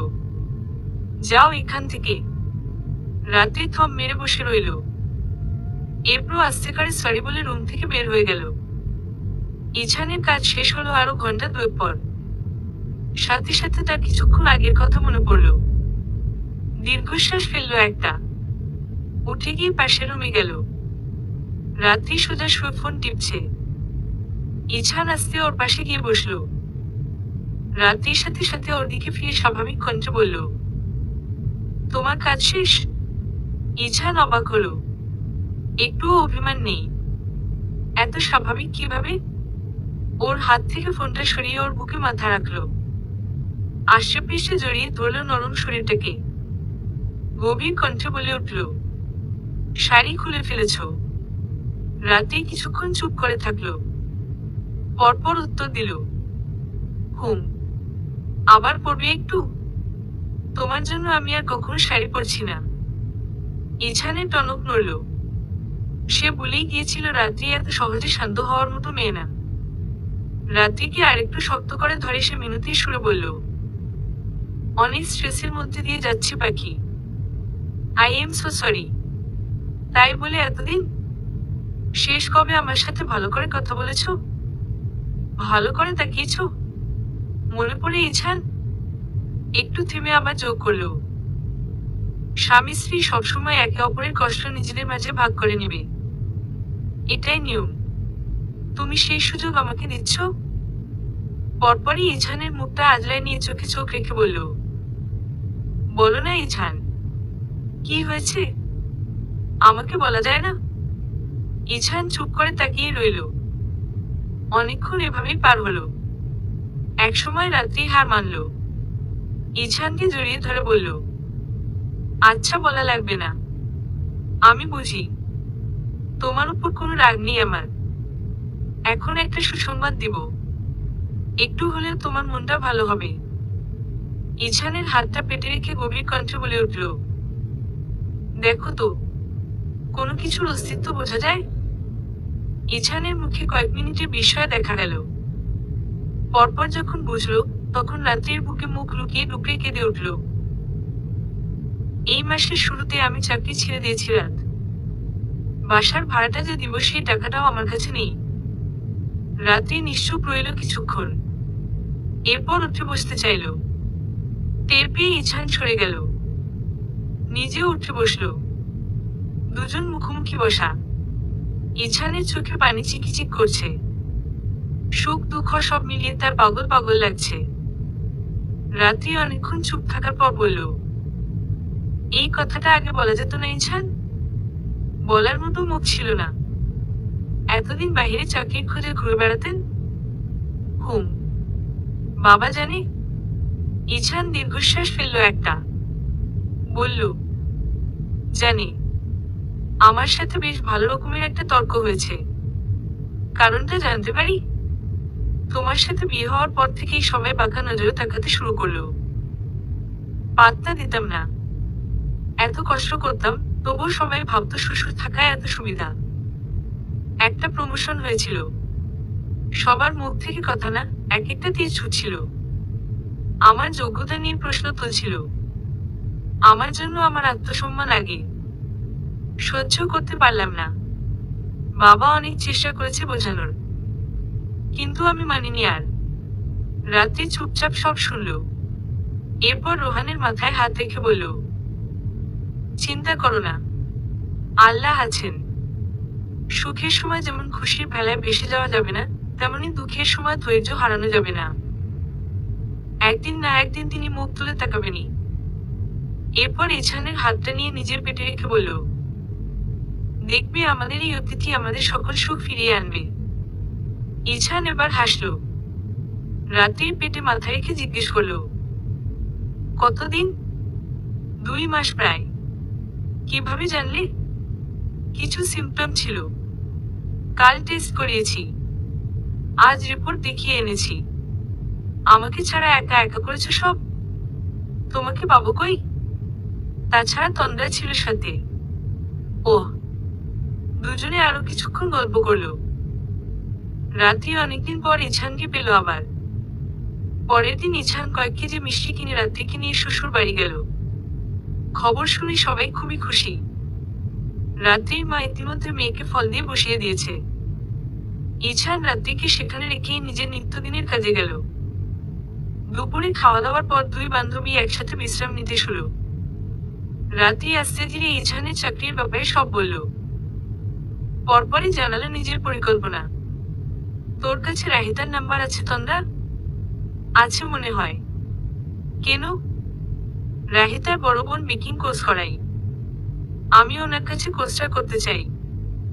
যেহেতু আমি আগে থেকে একটু আটটু বাড়ি, আশা করি খুব একটা সমস্যা হবে না। ভালো আইডিয়া, চেষ্টা করে দেখতে পারিস। রাতে ইছান রাত্রিকে নিয়ে চলে গেল। রাতের খাওয়া দাওয়া শেষে তন্দ্রা শাশুড়িকে সাহায্য করে রুমে আসলো। আবরার তখন খাতা নিয়ে বসেছে, 2nd ইয়ারের টিউটোরিয়ালের খাতা। তন্দ্রা আস্তে ধীরে ওর সামনে গিয়ে বসলো। কিছুক্ষণ পর আবরার অ্যান্সার শিট দেখতে দেখতে জিজ্ঞেস করলো, কিছু বলবে? হুম, বলো। একটা আবদার নিয়ে এসেছি, রাখবেন? আবরার বস্তুত অবাক হলো। তন্দ্রা খুব কমই মুখ ফুটে কিছু চায়। অবাকের রেশ কাটিয়ে সে উত্তর দিল, বলো। রাখার মতো হলে রাখবো। আমি একটা কম্পিউটার কোর্স করতে চাই। পড়াশোনা চোখের পলকে শেষ হয়ে যাবে। এরপর আমি কিছু একটা করতে চাই, আর আমি নিজেও অনেক স্কিলফুল হতে চাই। আবরার মনোযোগ দিয়ে শুনল সবটা। এরপর কিছু একটা ভেবে জানালো, ঠিক আছে, আমি খোঁজ নিচ্ছি। Thank you. রাত্রি চুপচাপ ইছানের সামনে বসে আছে। ইছান আপাতত খুবই ক্ষিপ্ত।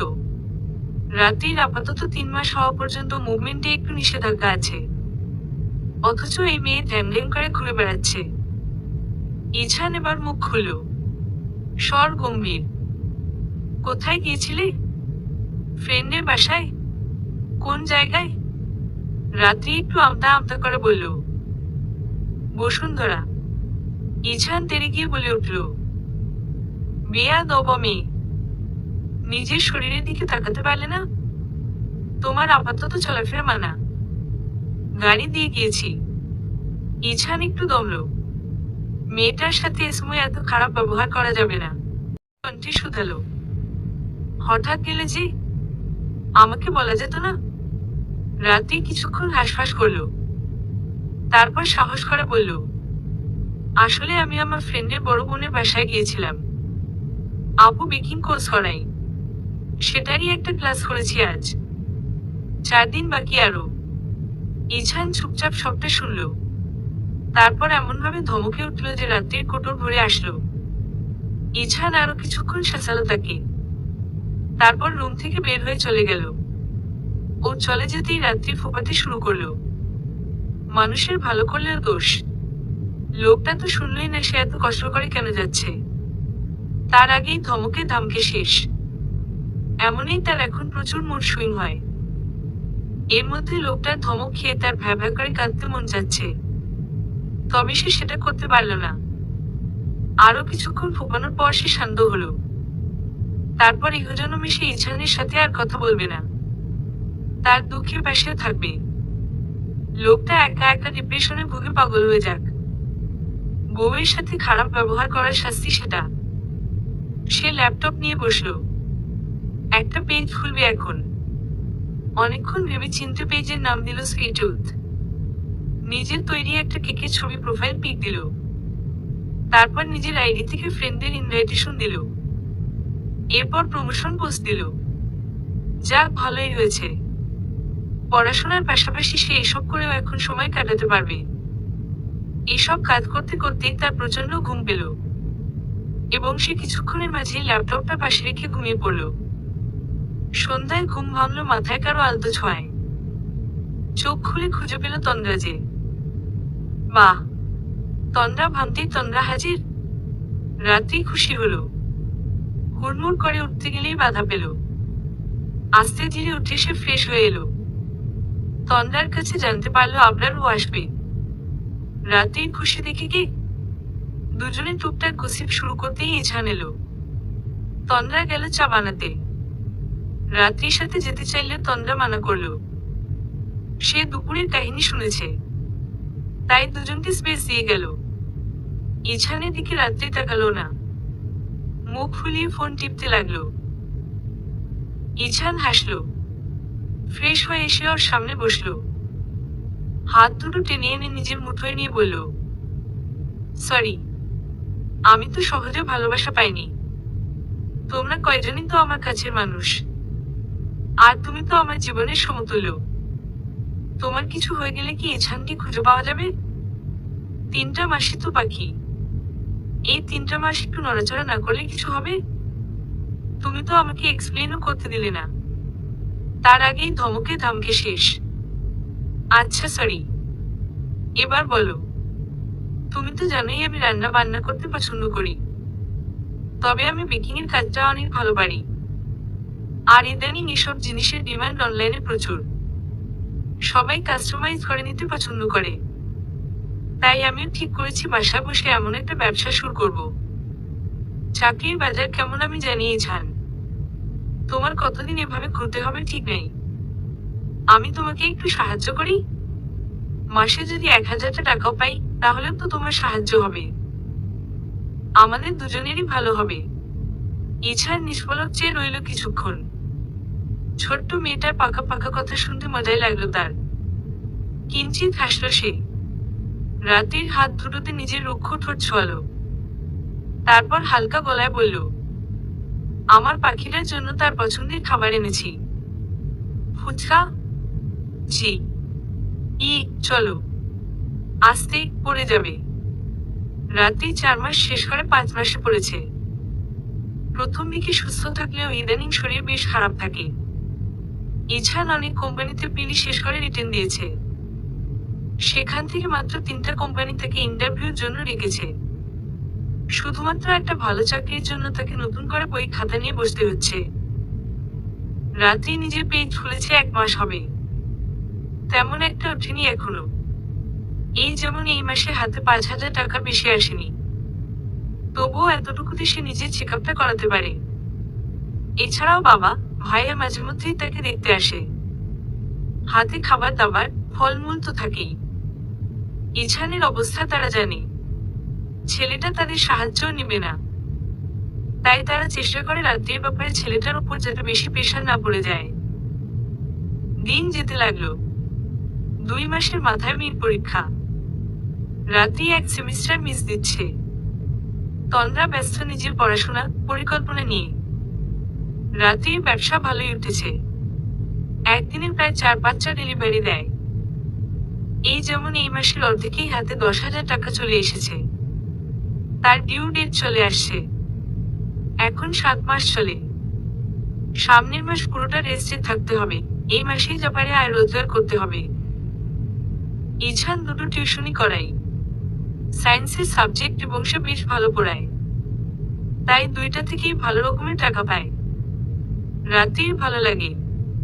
ছেলেটা এখন স্বাভাবিক হয়েছে। মাঝে দুশ্চিন্তায় তো দিন দুনিয়া প্রায় ভুলে বসেছিল। ইছানের 2টো কোম্পানিতে ভাইভাতে হয়নি। আর একটি আশা রয়েছে। বেশ নামকরা একটা ইনফ্লুয়েন্সারের কাছ থেকে অর্ডার পেয়েছে রাত্রি। 3 টায়ার কেক, অর্থাৎ 3 তলা কেক। পুরোটা দিন ধরে সে সেটা বানিয়ে সন্ধ্যার মুখে মুখে পাঠিয়ে দিল। আজ কাজের বউটা আসেনি। সব মিলিয়ে তার কষ্ট হয়েছে। ভারী পেট নিয়ে নড়াচড়া করা কষ্টকর। এমনও তার পেটে ইদানিং হালকা ব্যথা করে। সব ঠিকঠাক করে সে একটু বিশ্রাম নিতে শুরু। আজ সারাদিন কাজ করায় তার শ্বাস প্রশ্বাসে একটু সমস্যা হচ্ছে। একটু ঘুমানোর জন্য চোখ বন্ধ করলো। কিন্তু নিঃশ্বাস নিতে ভালোই কষ্ট হচ্ছে। অস্থির লাগছে। ঠিক তখনই একটা কথা মাথায় আসলো। বাবু আজকে তেমন নড়াচড়া করেনি। সাথে সাথে পেটে হাত রাখলো। তার মাথা ঘুরেছে। সে বরাবরই এনিমিয়া রোগী। এই কথা ডাক্তার বলে দিয়েছে। এবং সে ঔষধও খাচ্ছে। না হয় বেবির ক্ষতি হবে। দেরি করলো না। প্রেশার কমে আসছে। ইছানকে কল দেওয়ার আগে 999 ডায়াল করবে, কিন্তু চোখের সামনে সব ঝাপসা হয়ে এলো। এরপর আর কিছু মনে নেই। চোখ খুলে কিছুক্ষণ মনে করার চেষ্টা করলো কি হয়েছে। সবটা মনে পড়তেই আটকে উঠল। বাবু কই? পাশেই তন্দ্রা ছিল। সে শান্ত করলো ওকে। জানালো বাবুকে ইনকিউবেটরে রাখা হয়েছে। Pre mature baby. রাত্রি ওর কাছে সবটা জানতে চাইল। তোকে ইছান ভাইয়া অজ্ঞান অবস্থায় পায়। তোর জ্ঞান যাওয়ার কতক্ষণ পর উনি গিয়েছিল সেটা জানা নেই। এরপর তাড়াতাড়ি হাসপাতালে নিয়ে এসেছে। ডাক্তার জানালো ওটি করে ফেলতে হবে। বাবু অক্সিজেন পাচ্ছে না। ডেলিভার গত রাতে হয়েছে। ছেলে হয়েছে। হেলদি কিন্তু ছোট্ট। ভাইয়া নাস্তা আনতে গিয়েছে। এলেই তোকে নিয়ে যাবে। ইছান আসলো। এসেই রাত্রিকে বুকে আগলে নিল। তন্দ্রা মুচকি হেসে কেবিন ছাড়ল। অনেকক্ষণ পর রাত্রি মাথা উঠালো। ইছান পরম আবেশে ওর কপালে চুমু খেল। কপালে ঠোঁট রেখে বলল, অনেক ভয় পেয়ে গিয়েছিলাম। আল্লাহ সত্যি দুঃখের পর সুখ দেন। সব সময় ধৈর্য ধরেছে পেয়েছি। আমার ছেলেটা ছোট্ট কিন্তু আলহামদুলিল্লাহ সুস্থ। গতকাল আরো আগে আসতে চেয়েছিলাম, কিন্তু একটা খুশির সংবাদ ছিল। তাই মিষ্টি কিনতে গিয়েছিলাম। কি সংবাদ? আমার বিসিএস হয়ে গেছে। রাত্রি কিছুক্ষণ বোবা হয়ে রইল। পরপরই অঝরে কেঁদে ফেলল। ইছানকে জাপটে ধরে বলল, বলেছিলাম না আমাদের সন্তান আমাদের সকল সুখ বয়ে আনবে। ইছানের চোখ থেকে জল গড়ালো। মনে মনে খোদার কাছে প্রার্থনা করল, হে খোদা, এমন সুখের জন্য আমি হাজার হাজার দুঃখ পেতে রাজি। তুমি খালি আমাকে ধৈর্য দান করো। পরের সময়গুলো চোখের পলকে গেল। ইছান নিয়োগ পেল। এখন সে সরকারি কর্মকর্তা। বাবুকে বেশ কিছুদিন পর বাসায় আনা হলো। রাত্রি বাবুকে নিয়ে অনেকদিন নিজের বাসায় থাকলো। যেহেতু বাচ্চা নর্মালে হয়েছে, সে তেমন একটা ভেঙে পড়েনি। আর্থিকভাবে তারা আবার ঘুরে দাঁড়ালেও সে নিজের কাজটা ছাড়ল না। একরকম নেশা হয়ে গেছে। চারপাশে ছড়িয়ে পড়েছে সুইট টুথের নাম। সে সাহায্য হিসেবে একটা হেল্পিং হ্যান্ড নিয়েছে। ছেলের নাম তারা জামাই বউ মিলে রেখেছে রাদিয়ান। ছোট্ট রায়ান মাকে একদমই জ্বালায় না। খালি খিদে পেলে তার কান্না একটু একটু স্বর তোলে। তাছাড়া তাকে নিয়ে বেশ আরাম করে রাত্রি একটা ফুড ফেস্টিভ্যালে অংশগ্রহণ করে এসেছে। তন্দ্রা বিকাল থেকে অস্থিরতায় হাঁসফাঁস করছে। এর কারণ হচ্ছে ওর প্রেগন্যান্সির নিউজ। কিটে পজিটিভ এসেছে 3বার। রাত্রি ব্যস্ত, না হয় ওকে নিয়ে ডাক্তারের কাছে যেতে পারত। এখন আবরারকে নিয়ে যেতে হবে, আর তার জন্য তাকে জানাতে হবে। আগামীকাল রাদিয়ানের বার্থডে পার্টি। 1 বছর হবে। চোখের পলকে বাচ্চাটা বড় হয়ে গেল। এখন তারও একটা বাচ্চা আসবে, তাকে মা ডাকবে। সন্ধ্যার পর সে একটু সাজগোজ করলো। আবরার একটু পরেই আসবে। কিভাবে কি বলবি সেটা একটু প্র্যাকটিস করলো। আবরার এলো। সে হাঁসফাঁস করে বলল, আপনি মনে হয় বাবা হচ্ছেন। আবরার তোবদা খেল। অবাক গলায় শুধালো, মনে হয় আবার কি? সিউর না তুমি? মানে 3টা কিটে টেস্ট করেছি, পজিটিভ। আবরার হেসে ফেলল। সামনে দাঁড়ানো ছোট্ট মেয়েটার শরীর টেনে এনে নিজের বক্ষে আটকালো। পরম তৃপ্তি নিয়ে আল্লাহর কাছে শকর জানালো। পরবর্তীতে তন্দ্রারও একটা ছেলে হয়েছে। আজ 1 বছর পূর্ণ হবে। আলহামদুলিল্লাহ, আমরা সবাই সুখে আছি। সংসার নিয়ে কারো কোনো অভিযোগ নেই। রাত্রির মুখে এত অসাধারণ দুটো প্রেম কাহিনী শুনে আতিফার খুবই ভালো লাগলো। সে ধানমন্ডিতে অবস্থিত সুইট টুথ নামক বেকারিতে বেকিং শিখছে। বেকারির পাশে একটা রুমে ক্লাস করানো হয়, এবং ইনস্ট্রাক্টর হচ্ছে রাত্রি। আজ পুরোটা সময় মন মরা থাকাতে রাত্রি ক্লাস শেষে চেপে ধরেছে। বাধ্য করেছে কারণ বলতে।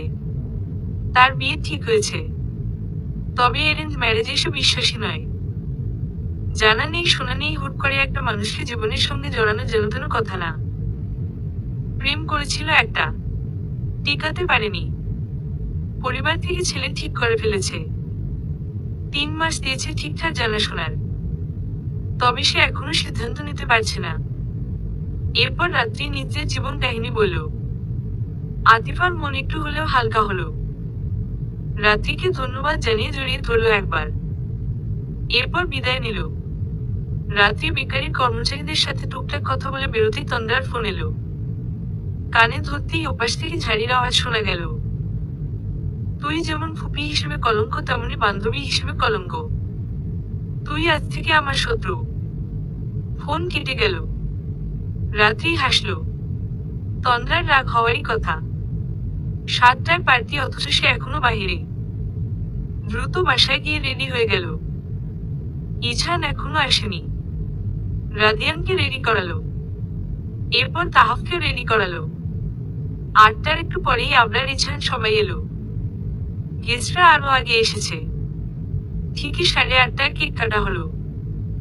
হুলস্থুল হইচই করে সুন্দর একটা রাত কাটালো সবাই। রাতে তাহফকে ঘুম পাড়িয়ে সবেমাত্র চোখ বন্ধ করেছিল তন্দ্রা।